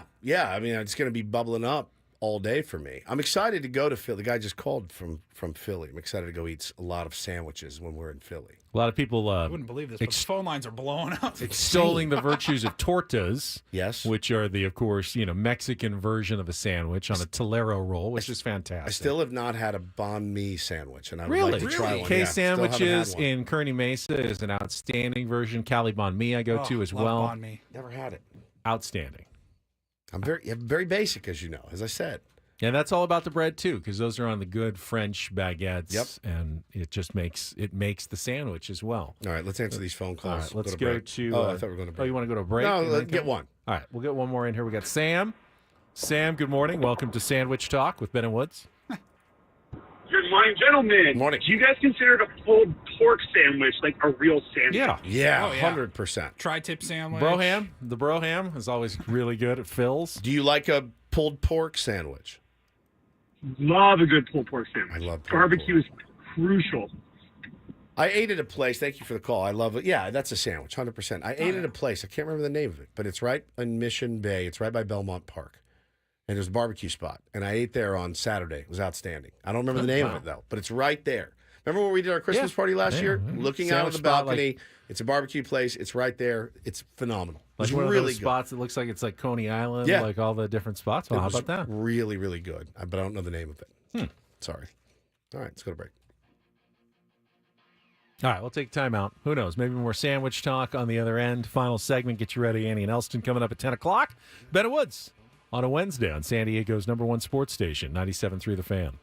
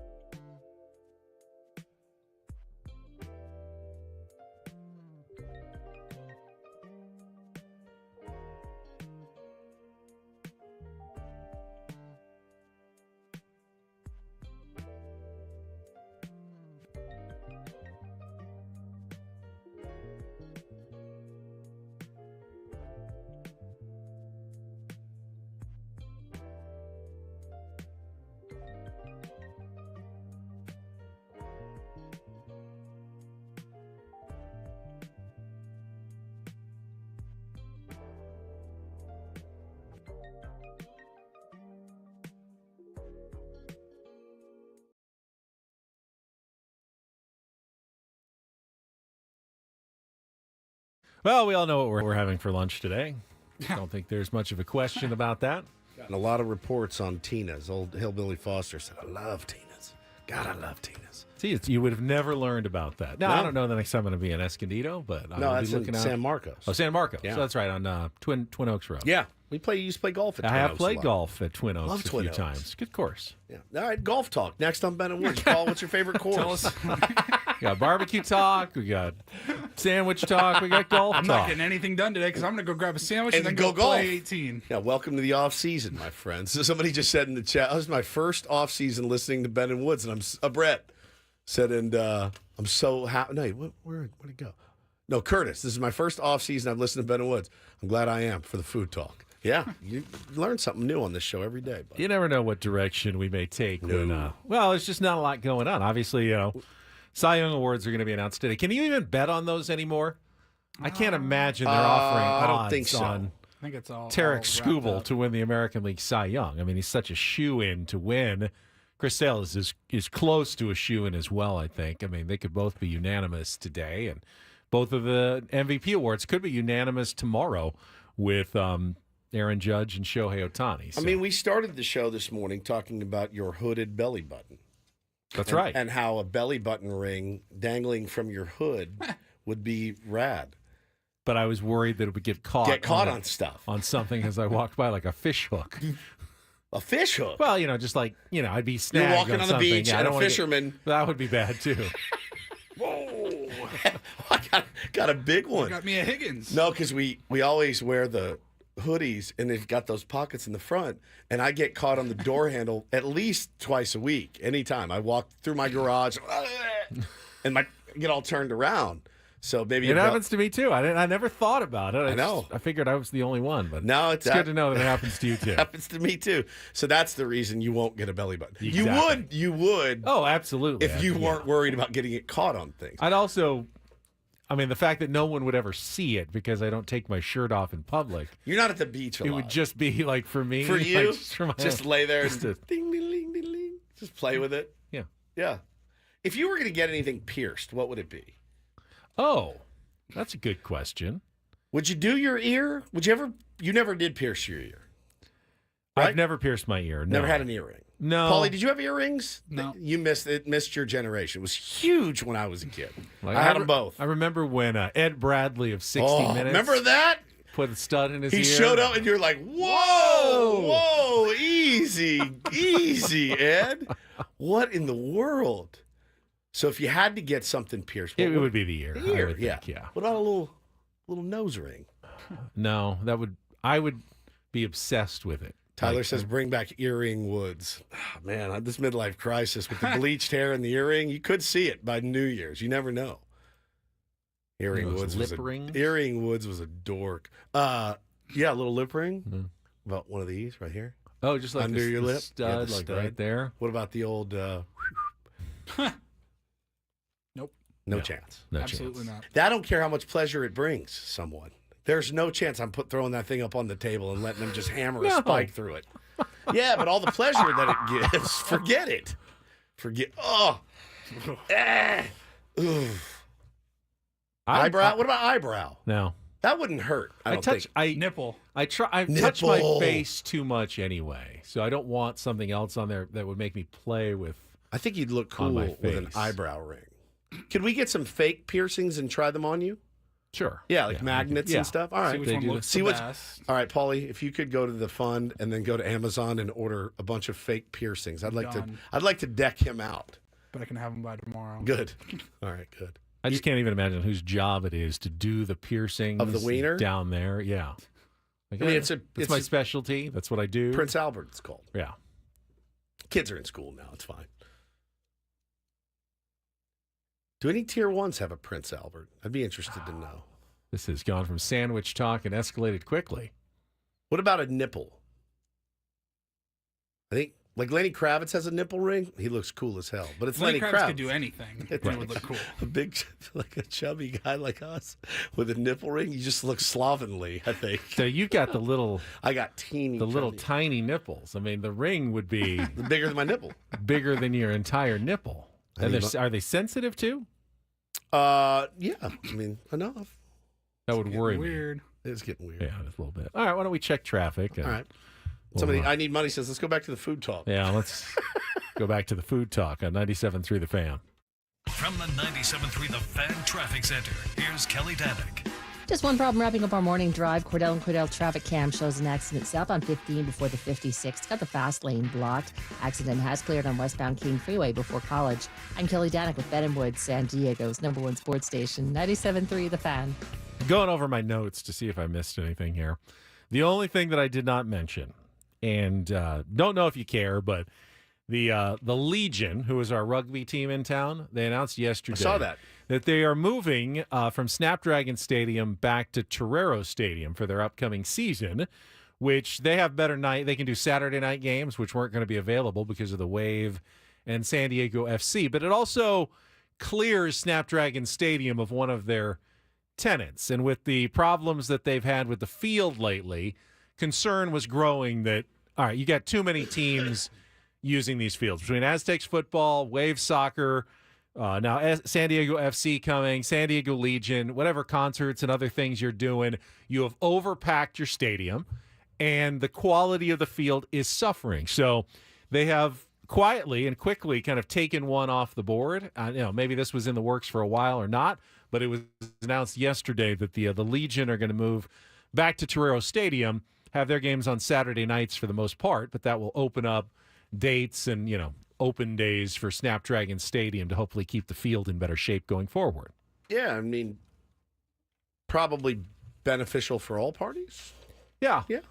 I mean, it seems like a right size. They did draw like 12,000 to a game last year, which is more than fits in Torero Stadium. Rugby's actually I've gotten a little more into it. It is certainly an interesting sport. I still haven't completely grasped the rules. But, that season starts in February. SEAL season starts December 1st. You're right around the corner. I'm not prepared. They had a scrimmage over the weekend at their complex in Point Loma. Were you not there? News to me. Didn't I tell had no you? idea. They beat the Colorado Mammoth 11-5. The real Mammoth. They were here. I had no idea. The real Mammoth were How in did I town. not know about this? You didn't even get invited to do some mock PA? I don't know how much they want me back. I'm really not sure. I have no idea. I haven't really heard from anybody. You don't get like a spring training for broadcaster or PA guy? No. I've heard nothing. Where did you see this? On Twitter or something? I got an email from Scott Yaffe, who's their PR guy. Oh, I might have. I might not have read it. He did send me an email and so gave me the results. I actually threw up some highlights on Monday nights of the SEALs scrimmage against the Colorado Mammoth. Favor to Scott. Feel very unprepared for this season. We have a lot of new players. We lost a lot of players. Got younger, got leaner, got faster. They're trying to win. Oh, yeah. Joe Ty wants to win a championship. 100%. They keep coming up short. But they keep Sound trying. Familiar? They keep trying. Keep coming up short. I mean, it's really, the parallels are really quite similar. I mean, these pretty good regular season, get to the playoffs, it doesn't go well. And good players, star players, as far as the NLL goes. But I'm not ready. I'm not prepared yet, man. The season is like 2 weeks away. I can't believe. I mean, how much do you need to know about the team to be the public address announcer, other than the names and numbers of the players and how to say the names? Not much. That's what I was thinking. Not much. It's not you don't need to go. It's not like Jesse, a giant study session. No. It's not like Jesse Agler where you have to weave in stories about the players, where they grew up. No, and let's be honest, I probably wouldn't anyway. So, I mean, even if I had to, I probably wouldn't.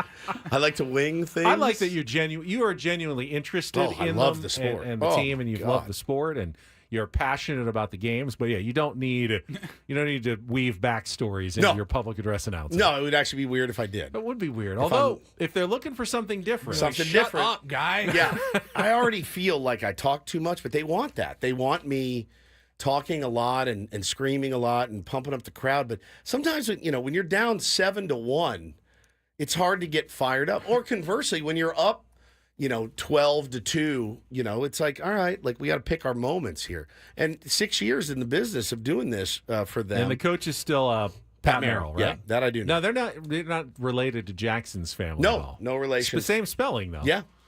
So, but no, as far as you're at least aware Nope, of. And then his brother was on the team as well? Brody Merrill. Yeah, or he was our captain. That's right. Yep. Retired his number, then he came out of retirement, came back. And I don't think he's playing this year. But no relation, though, to Jackson. No and his relation. family. Just the same last name. It's a pretty common. Merrill? Yeah, Merrill's a pretty common last name. Yeah. Yeah. Have you ever known any other Merrills Stump before these Merrill. roles? Oh, Stump Merrill. Yeah, I from believe he was a Yankee GM. something. Yeah. Manager? No, I think he was a GM. A lot of Merrill. Stump Merrill. Anyway. He was a manager. So I'm not. Oh, was he? Yeah, American baseball manager. Carl Harrison Stump Merrill. So I'm not super prepared. There is going to be. I am missing a game this year. I told you I will be missing a game. I'll be in Las Vegas. It's my first game I've ever missed. The Iron Horse the streak is ending. Never missed a home game. You're not quite Lou Gehrig or Cal Ripken As far as Jr. the yet. NLL is concerned, they are going to be honoring me with my streak for never missing a home game. But we have not found a fill-in yet. And I told them I did ask about you, and they just it was dismissed it out of hand. Summarily denied. Wow. They just didn't think you had the energy for it. I don't, but still, I mean, they're Didn't desperate. even give you a shot. I feel like desperation, you could do worse. I feel like I can muster some energy. It's not like I have no energy. I would do anything to see his fake energy in there. You know how when he gets excited? Like excited Ben would be amazing. How do I get when I get excited? Like I don't get like that. Like yes, like when you get yes, yeah, like that, like that. Huzzah! So, yeah. So they did say no. They're not going to do that. So. They just rejected it. They have no one better, but they just my already goodness. said no to me. Correct. They probably want somebody a little bit younger, a little bit more enthusiastic, less pukey. We're talking about a one-game fill-in here. Yeah, it's a Woods. fill-in. That's fine. You know what? I'm saying no to them. All right, that's fine.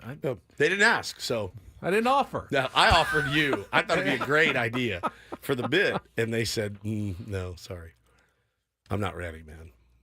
Huh? Good to know they're back at it, though. I had no idea.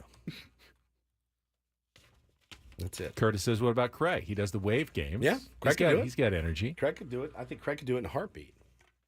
I think he'd crush it. But I couldn't. No, it's different. If they needed a play-by-play, I think you could do it. What makes it so different? I mean, because I don't do play-by-play. You just yell louder energy. than me. I scream. I can What makes it yell. different from Alex Miniak at Petco Park and Jesse Agler? Right, it's different. Entirely different. I'm not saying what makes it different than play-by-play. Why couldn't I do the PA? Because you couldn't. What skill do I not possess? Passion, intensity. I have no passion. Correct. I am a passionless person. Passionless. No joy in my life. No intensity whatsoever. Just because I have a quiet passion doesn't mean I don't have passion. They're looking for you gotta get the crowd eating out of the palm of your hand. All right, you don't have it in you. You're not a front man. You're a rhythm guitar player. That's okay. Every band needs a rhythm guitar player. You're not David Lee Roth. All right, you're Michael Anthony. Van Halen's not Van Halen without Michael Anthony. But you're not David Lee Roth. Backup vocals here. Backup vocals. That's it. Yeah, drummer. It's keeping the This beat. is what I've done with my life. I've turned myself into the backup vocalist. You're a drummer. You're keeping the beat. Got to have you. Oh, maybe I'll throw my hat in the ring now that I Throw know it Ben in wants now. it. Now that Ben wants it. Oh, Yeah. that would be great. It is. It's tough. It's a tough. You leave there and you feel like you got your teeth kicked in.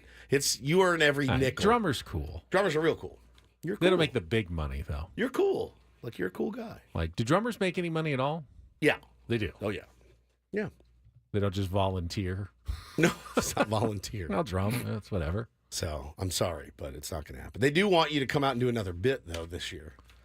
Great. We did the goalie bit last year. I'm trying to think of one we could do this year. Maybe you learn how to take a check into the boards. No, that'd be fun. No, I don't think so. Get one of the guys. Get Trey LeClaire out there. I know. Here's the bit.